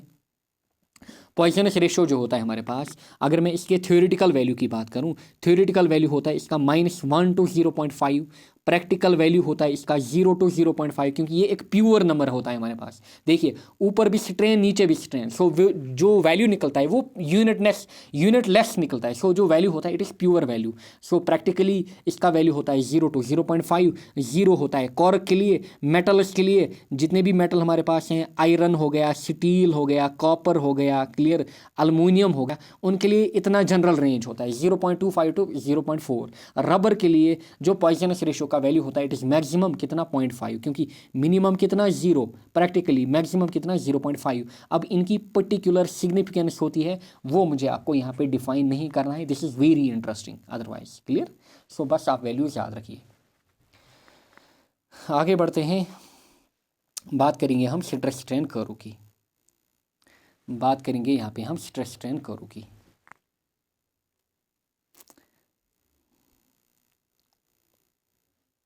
एक क्वेश्चन आपका हो जाएगा यार, बस अच्छे से नोट्स बनाते जाइए, अच्छे से पढ़िए, अच्छे से रिवीजन करिए, ज़्यादा फालतू टाइम जो सोशल मीडिया साइट्स हैं उन पे वेस्ट मत करिए। नाउ स्ट्रेस स्ट्रेन कर्व, अब देखिए stress strain curve, it is simply the curve, it is simply the curve, it is simply the curve, या फिर it is the curve drawn between stress and strain, stress and strain. In fact अगर मुझे stress strain curve को explain करना होगा, almost 3 दिन तक मैं सिर्फ स्ट्रेस स्ट्रेन कर्व को एक्सप्लेन करूंगा, लगातार 3 दिन बगैर रुके हुए, यानी कि almost 72 hours I can only explain stress strain curve. But जितना आपको नीड है उतना ही बोलूँगा, क्योंकि ऑलमोस्ट पूरी इंजीनियरिंग स्ट्रेस स्ट्रेन कर्व पे ही डिपेंड है, क्लियर। जितनी भी इंजीनियरिंग हमारे पास है, सिविल, मैकेनिकल, सब स्ट्रेस स्ट्रेन कर्व का कॉन्सेप्ट ही सब जगह होता है, क्लियर। सो देखिए it is the curve drawn between stress and strain, clear. किसके बीच ड्रा की जाती है, स्ट्रेस एंड स्ट्रेन के बीच ड्रा की जाती है, क्लियर, ड्रा की जाती है। नाउ देखिए कैसे हम, एंड आपकी बुक में जो बेसिकली स्ट्रेस स्ट्रेन कर्व बनाई जाती है that is for mild steel, mild steel, clear, mild steel के लिए वो करू होती है, क्योंकि माइल्ड स्टील को हम एज ए स्टैंडर्ड मटेरियल यहाँ पे मानते हैं। माइल्ड स्टील मतलब हमारे पास फॉर एग्जांपल आयरन होता है, आयरन आयरन आयरन, स्टील का भी कॉन्सेप्ट आप यहाँ पे देखिए। आयरन, आयरन अगर आप देखोगे जो नेल्स आती हैं आयरन नेल्स यानी कि कील वगैरह, क्लियर, वो होते हैं आयरन नेल्स। अभी मैंने आपको स्टील की डायग्राम दिखाई जो हम कंस्ट्रक्शन में यूज़ करते हैं।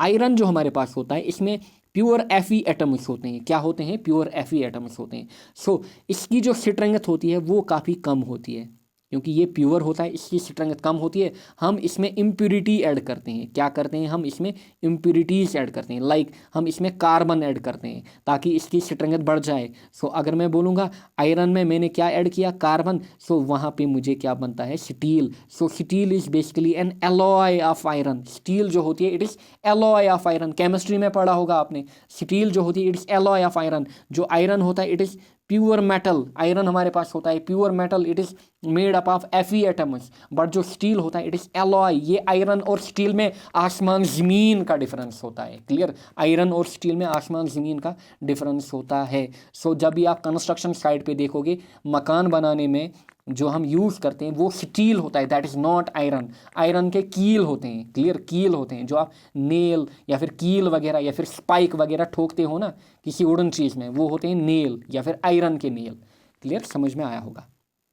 नाउ अब हमारे पास जो स्टील होता है बेसिकली इसके भी काफ़ी टाइप्स होते हैं। हमारे पास होता है पिग आयरन, हमारे पास होता है पिग आयरन, हमारे पास होता है रॉट आयरन, हमारे पास होता है cast iron, clear, cast iron, हमारे पास होता है mild steel.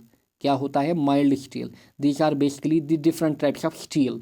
Wrought iron, wrought iron is the purest form of iron. Pig iron, cast iron, mild steel. So mild steel का यूज़ हम ज़्यादा कंस्ट्रक्शन इंजीनियरिंग या फिर सिविल इंजीनियरिंग में करते हैं। इसलिए हम जो भी स्ट्रेस स्ट्रेन करूँ फंडामेंटल या फिर स्टैंडर्ड पढ़ते हैं that is for mild steel. इसलिए आपकी बुक में भी जो करू होगी वो माइल्ड स्टील के लिए होगी। नाउ देखिए, करू मैं बनाऊंगा एंड मे भी आपसे ये करू पूछी जाए एंड पूछी जाती है, आपको खाली बोलते हैं आप बोलिए या फिर ड्रा करिए। क्लियर, आप ड्रा करिए इसको। देखिए अगर मैं एक्चुअल करू की बात करूं, एक्चुअल करू इस साइड में हम लेते हैं सिट्रस एंड इस साइड में हम लेते हैं सिट्रेन। क्लियर, बेसिकली जो एक्चुअल करू होती है वो कुछ यूं होती है हमारे पास, क्लियर, वो कुछ यूं होती है हमारे पास। क्लियर, इस हिसाब से हमारे पास प्रैक्टिकल करू होती है। बट हम प्रैक्टिकल करू को नहीं पढ़ते हैं, हम थ्योरेटिकल करू को पढ़ते हैं। Clear, this is the typical stress strain करू फॉर माइल्ड स्टील। इसको भी आप बनाएंगे बट आप ये भी बनाएंगे साथ में जिसको हम पढ़ते हैं, जिस करू को हम पढ़ते हैं। क्लियर, बेसिकली जिस करू को हम पढ़ते हैं वही आप यहाँ पे बनाएंगे। क्लियर, वही आप बनाएंगे। चलिए अच्छा, आपकी बुक ही की बनाते हैं, इंजीनियरिंग की नहीं बनाते हैं क्योंकि आप कंफ्यूज हो जाओगे फिर। ये आपकी बुक की करू होगी। क्लियर, नाउ देखिए प्रपोर्शनल लिमिट वाला कॉन्सेप्ट भी यहाँ पे आपको समझाएंगे। Hooke's law is valid up to proportional limit only, proportional limit only, याद है ना। दिस इज सिट्रस यहाँ पे एंड ये हमारा सिट्रेन इस साइड में, सिट्रस यहाँ पे एंड ये हमारा सिट्रेन यहाँ पे। देखिए देखिए पहला पॉइंट, मैं पॉइंट्स यहाँ पे ड्रा करूँगा या फिर लिखूँगा, आप इनको नोट डाउन करोगे। क्लियर, पहला पॉइंट यहाँ पे इसको मैं बोलूँगा this is point A. Clear, ये हमारा पॉइंट ए। क्लियर, ये हमारा पॉइंट ए एंड इस पॉइंट को हम बोलते हैं प्रपोर्शनल लिमिट। पॉइंट ए जो हमारा है इट इज़ प्रपोर्शनल लिमिट। अच्छा, बी फिर मैं अलग से लिखाऊंगा, आप अच्छे से करू को बनाना। This is elastic limit. Clear, this is elastic limit. Clear, इसको हम बोलते हैं इलास्टिक लिमिट। क्या हम बोलते हैं भाई साहब? Elastic limit. अच्छा, ये पॉइंट, ये पॉइंट, क्लियर, ये पॉइंट और ये पॉइंट। अच्छा, ये जो पॉइंट होता है, चलिए कुछ नाम देते हैं, इसका मैं नाम दूंगा दिस इज, चलिए इस पॉइंट का नाम देते हैं, इसका नाम देते हैं सी, फिर मैं एक्सप्लेन करूंगा। This is D point and this is E point. Clear, अलग अलग पॉइंट्स मैंने यहाँ पे बनाए ए बी सी डी। अब अगर आप देखोगे यहाँ से नीचे से हमारा सिट्रस, यहाँ से हमारा स्ट्रेन एंड यहाँ से हमारा क्या हो रहा है, स्ट्रेस मेजर हो रहा है। अगर आप देखोगे दिस इज ओरिजिन ओ, इसको मैं बोलूँगा ओरिजिन ओ। अगर आप ओ टू ए देखोगे, जो स्ट्रेस एंड स्ट्रेन कर्व है that is linear, that is linear, that is linear, that is linear, that is linear, वो हमारे पास क्या है, linear. So up to proportional limit, इसी को हम बोलते हैं बेसिकली प्रोपोर्शनल लिमिट। यानी कि यहाँ पे नीचे मैं लिखूंगा, इतना आपने नोट डाउन किया होगा, नीचे मैं लिखूंगा जो हमारे पास रीजन है, या फिर पहले मैं लिखूंगा पॉइंट ए जो हमारे पास होता है, ऐसे आप लिखोगे अपनी कॉपी में, पॉइंट ए जो हमारे पास होता है ये कहलाता है प्रोपोर्शनल लिमिट। पॉइंट ए जो हमारे पास होता है ये कहलाता है प्रोपोर्शनल लिमिट। अच्छे से लिखना आप, क्लियर। ये मैं आपको स्ट्रेस स्ट्रेन कर्व के बारे में लिखा रहा हूँ, क्लियर। इतना आपने बनाया, क्लियर। पहले आपने ये लिखा कि स्ट्रेस स्ट्रेन कर्व क्या होती है, फिर आपने लिखा माइल्ड स्टील के लिए हम यहाँ पे ड्रा कर रहे हैं कर्व, फिर आपने कर्व बनाई, ये वाली कर्व, पॉइंट्स के आपने नाम दिए। अब मैं आपको लिखा रहा हूँ पॉइंट ए जो होता है it is proportional limit. Point A जो होता है it is proportional limit. Proportional limit मतलब अप टू प्रोपोर्शनल लिमिट, ऐसे आप लिखोगे, ऐसे लिखना, up to proportional limit, up to मैं लिखूंगा in short PL, up to proportional limit, up to proportional limit only Hooke's law is valid, Hooke's law is valid। यानी कि सिर्फ जो हुक्स लॉ होता है it is only valid up to proportional limit, clear. यानी कि up to proportional limit हम बोल सकते हैं देयरफॉर जो स्ट्रेस होगा that will be directly proportional to strain. यानी कि यहाँ तक जो बिहेवियर होता है it is linear behaviour basically.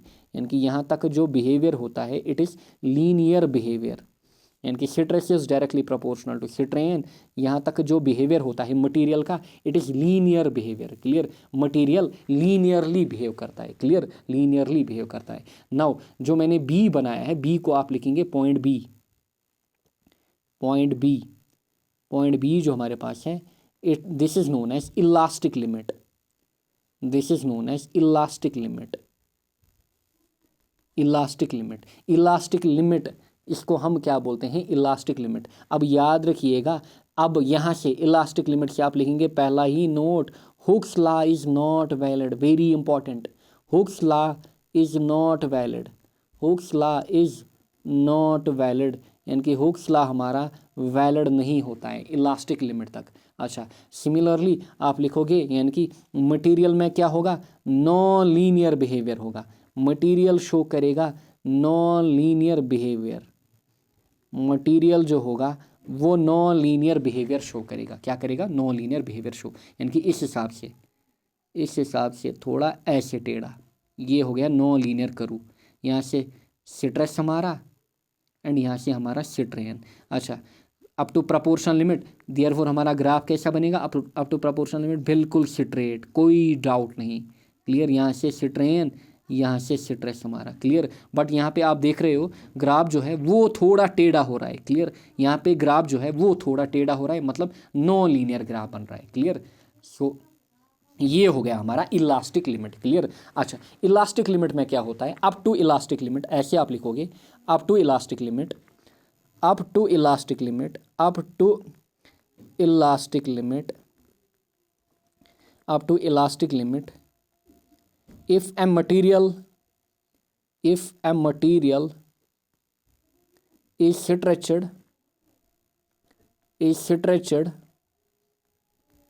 ये है मतलब STRETCHED, is stretched and then left alone,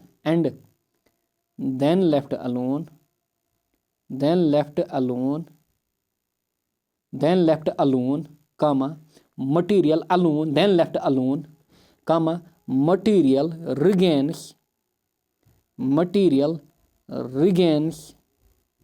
its original shape and configuration,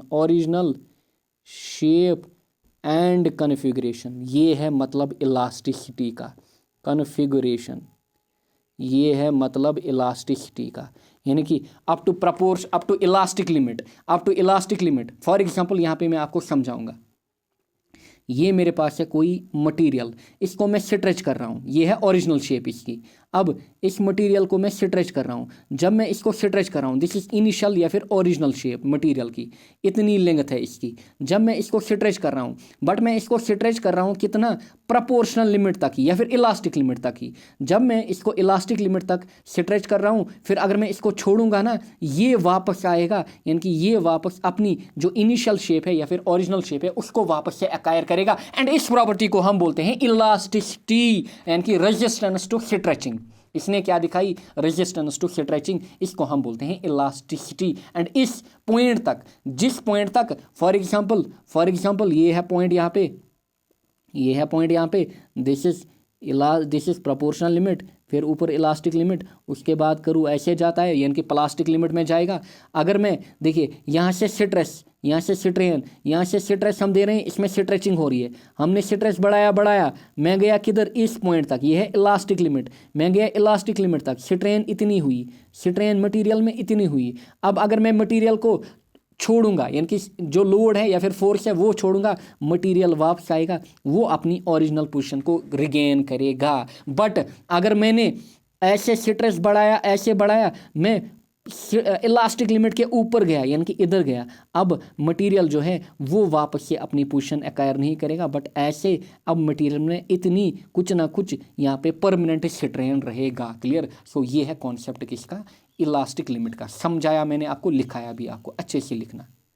clear, अच्छे से लिखना ताकि अच्छे से समझ आए। यानी कि up to elastic limit if a material is stretched and then left alone, material regains its original shape and configuration. यहाँ पे लिखना original shape and configuration, original shape and configuration क्या करेगा, रिगेन करेगा। बट अगर मैं बियॉन्ड इलास्टिक लिमिट जाऊँ ना, material will not regain it is original shape. Clear, ये भी आप लिख सकते हो, beyond elastic limit material will not regain its original shape, beyond elastic limit material will not regain its original shape.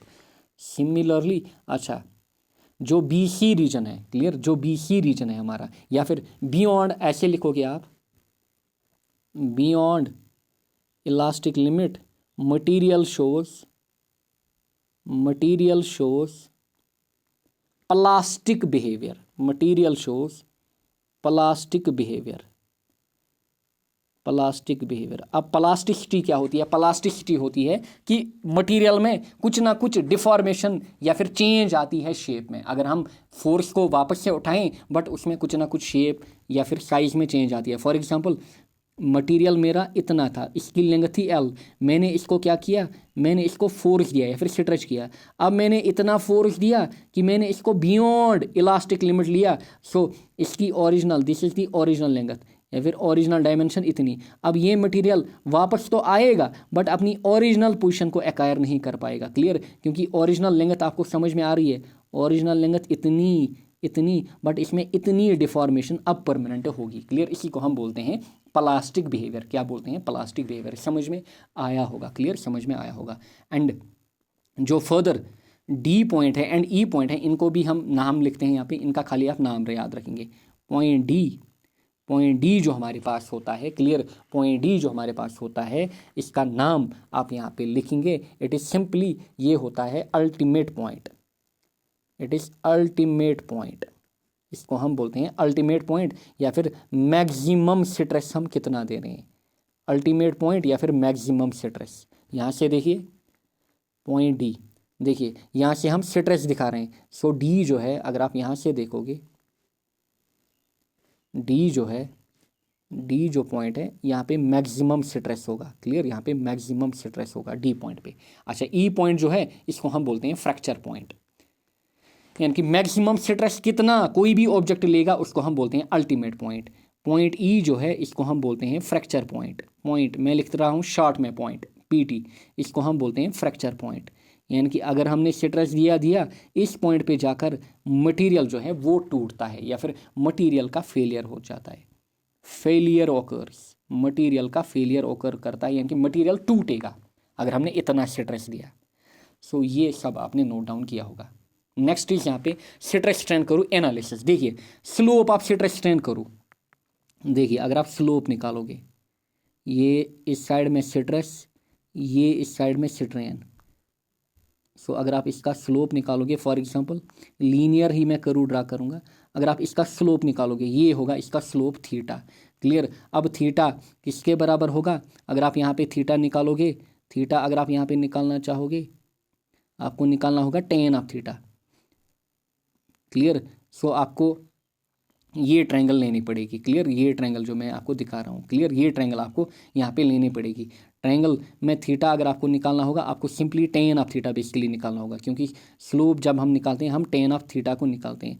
So ten of theta यहाँ पे किसके बराबर, परपेंडिकुलर अपॉन बेस, ये साइड हमारा परपेंडिकुलर यहाँ पे, ये किसके बराबर होगा बेसिकली, ये सिट्रस के बराबर होगा, क्योंकि ये भी सिट्रस ये भी सिट्रस इतना होगा इस साइड में। क्लियर। डिवाइड बाई बेस हमारा किसके बराबर, सिट्रेन के बराबर।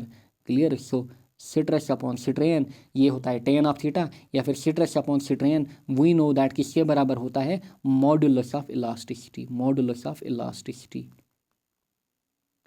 Elasticity is equal to stress upon strain.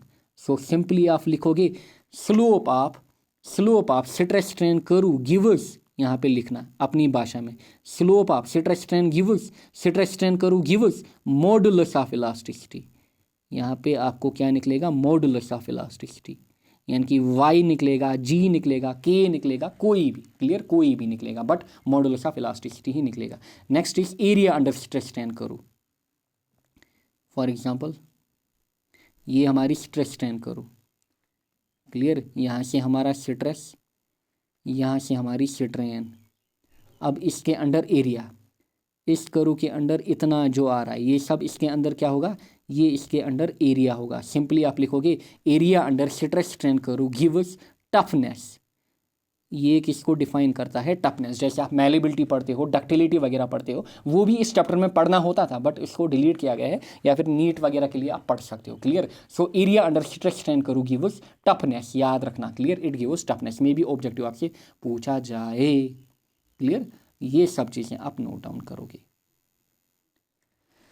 ये सब चीज़ें आप नोट डाउन करोगे। क्लियर। ये सब चीज़ें आप अच्छे से नोट डाउन करोगे।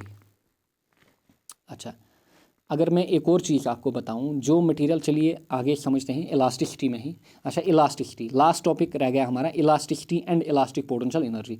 Elasticity property of material due to which a material after unloading regains its original position provided that the stress generated in the material due to external loading is under elastic limit। अभी मैं बोल रहा था, अभी आपको बोल रहा था इलास्टिक लिमिट, जब आपको समझाया इलास्टिक लिमिट हमारी ये प्रोपोर्शनल लिमिट, ये इलास्टिक लिमिट, फिर ऐसे करूँ गया। अगर मैं यहाँ से सिट्रस, यहाँ से सिट्रेन, यानी कि इस प्रकार से मैं सिट्रस दे रहा हूँ, सिट्रेन इस साइड में होगा, मैं यहाँ ही तक गया। सो अगर मैं अब अनलोड करूँगा, यानी कि मटेरियल पे मैं फोर्स दे रहा हूँ, अगर मैं इस फोर्स को लेफ्ट करूँगा ये मटेरियल अपनी पोजीशन को रिगेन करेगा। इसी प्रॉपर्टी को हम बोलते हैं इलास्टिसिटी, या फिर it is simply resistance to stretching, यानी कि जो ज़्यादा रेजिस्टेंस दिखाएगा वो ज़्यादा इलास्टिक होगा। इसीलिए मैंने आपको बोला था जो हमारे पास स्टील होता है, steel STEEL, steel is more elastic than rubber से ज़्यादा। एंड यहाँ पे एक ऑर्डर है जो आप याद रखेंगे, कि कौन ज़्यादा इलास्टिक, सो आप पहले याद रखेंगे, पहले हमारे पास होता है स्टील, कोई भी steel, mild steel, for example आप याद रखना माइल्ड स्टील, ये सबसे ज़्यादा इलास्टिक होता है। इसके बाद कॉपर, CU मैं लिखूँगा। इसके बाद हमारे पास अल्मुनियम। क्लियर। इसके बाद अल्मुनियम, इसके बाद कंक्रीट, ये इसके बाद थोड़ा इलास्टिक होता है। क्लियर। इसके बाद आप लिखोगे गिलास।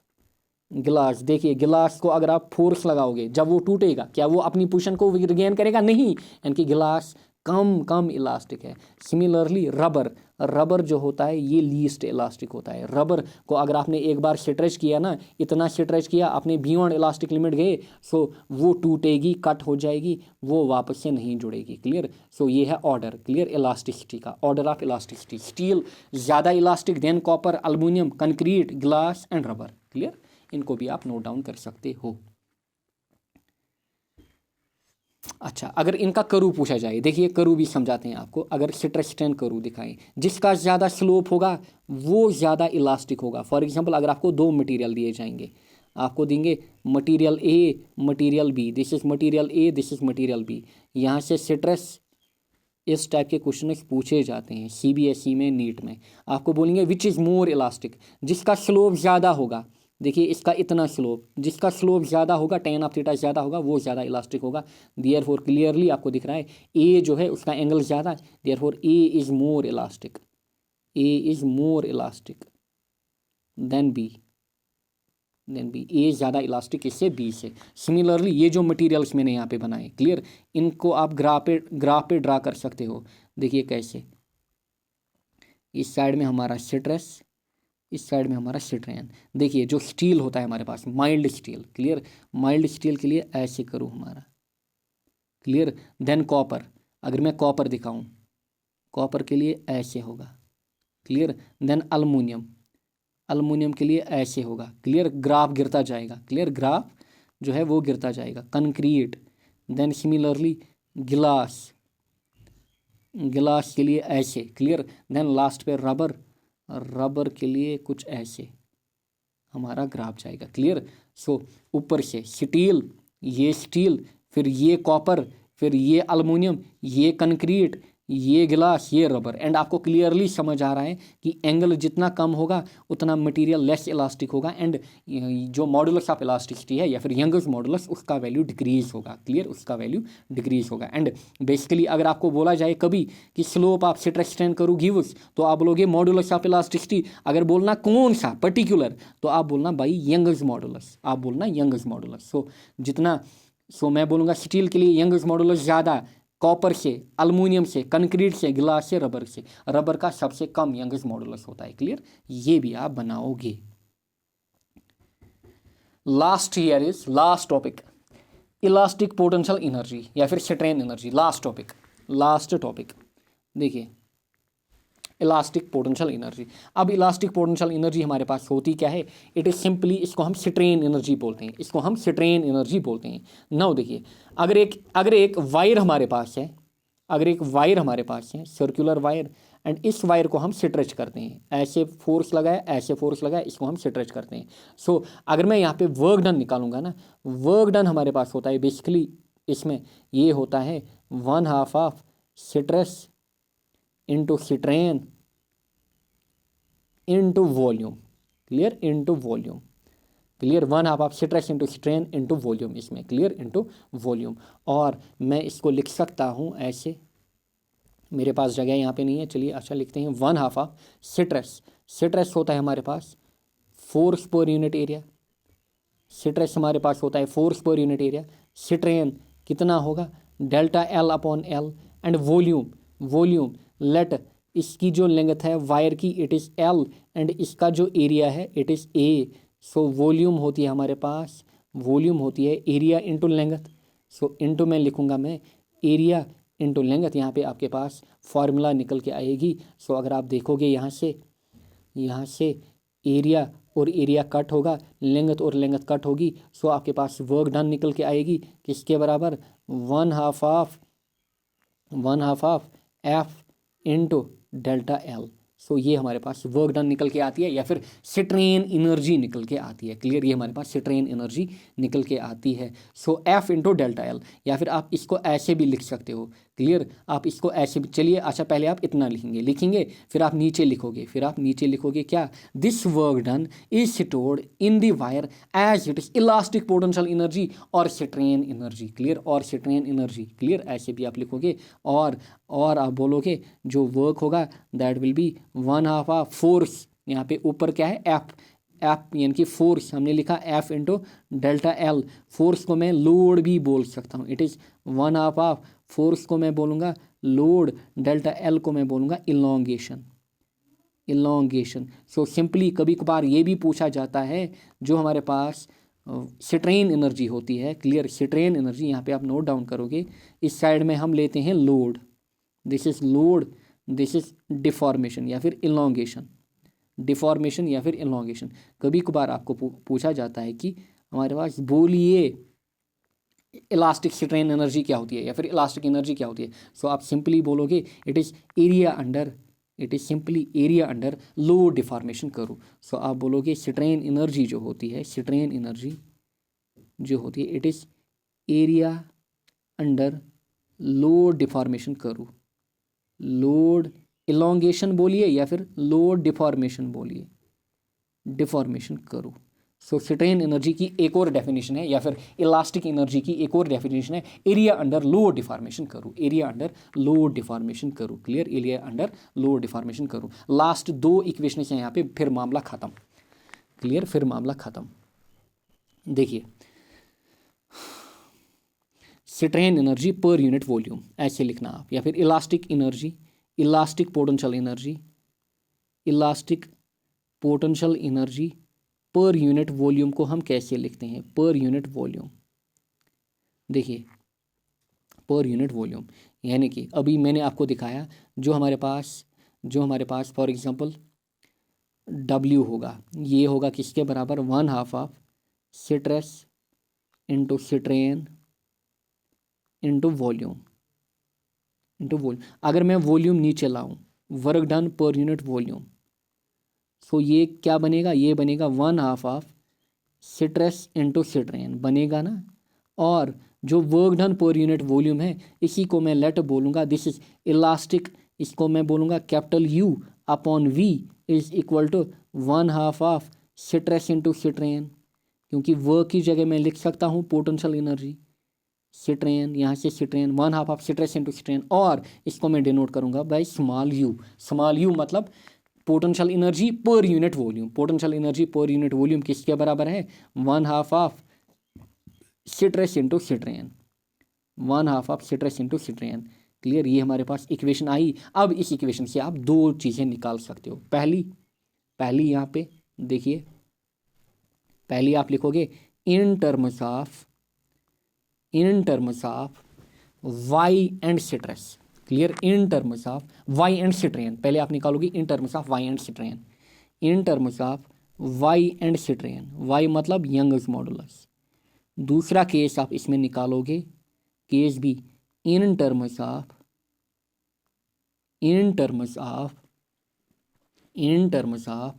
वाई एंड स्ट्रेन या फिर वाई एंड स्ट्रेस। दूसरा हम निकालेंगे in terms of Y and stress.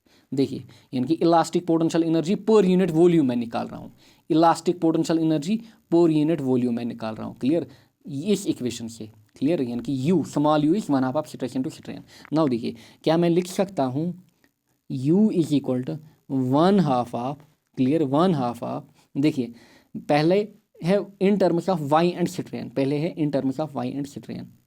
Now देखिए साइड में मैं लिखाऊंगा आपको जो स्ट्रेस हमारे पास है, स्ट्रेस हमारे पास है वाई इंटू स्ट्रेन यानी कि Young's modulus into strain.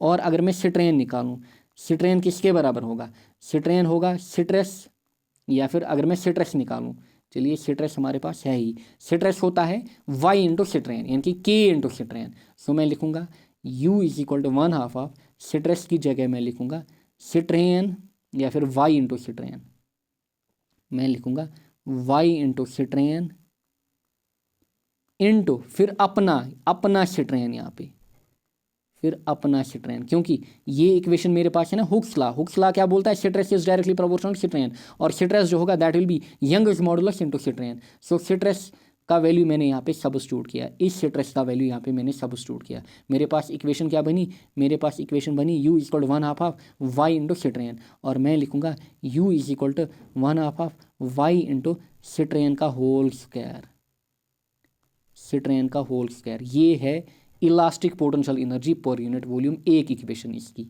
In terms of Y and strain का square, in terms of Y and strain का square. Very very useful equation. Clear, NEET वगैरह में क्वेश्चन पूछे जाते हैं एंड मे बी आपके बोर्ड में डायरेक्ट इक्वेशन पूछें in terms of Y and stress. Now देखिए अब हम स्ट्रेन को यहाँ पे सब्स्टिट्यूट करेंगे। स्ट्रेन किसके बराबर होगा, स्ट्रेन होगा stress upon Y, basic equation Hooke's law की, स्ट्रेन होगा स्ट्रेस अपॉन वाई। सो लिखिए इस इक्वेशन में, इस इक्वेशन को मैं ए नाम बोलूँगा।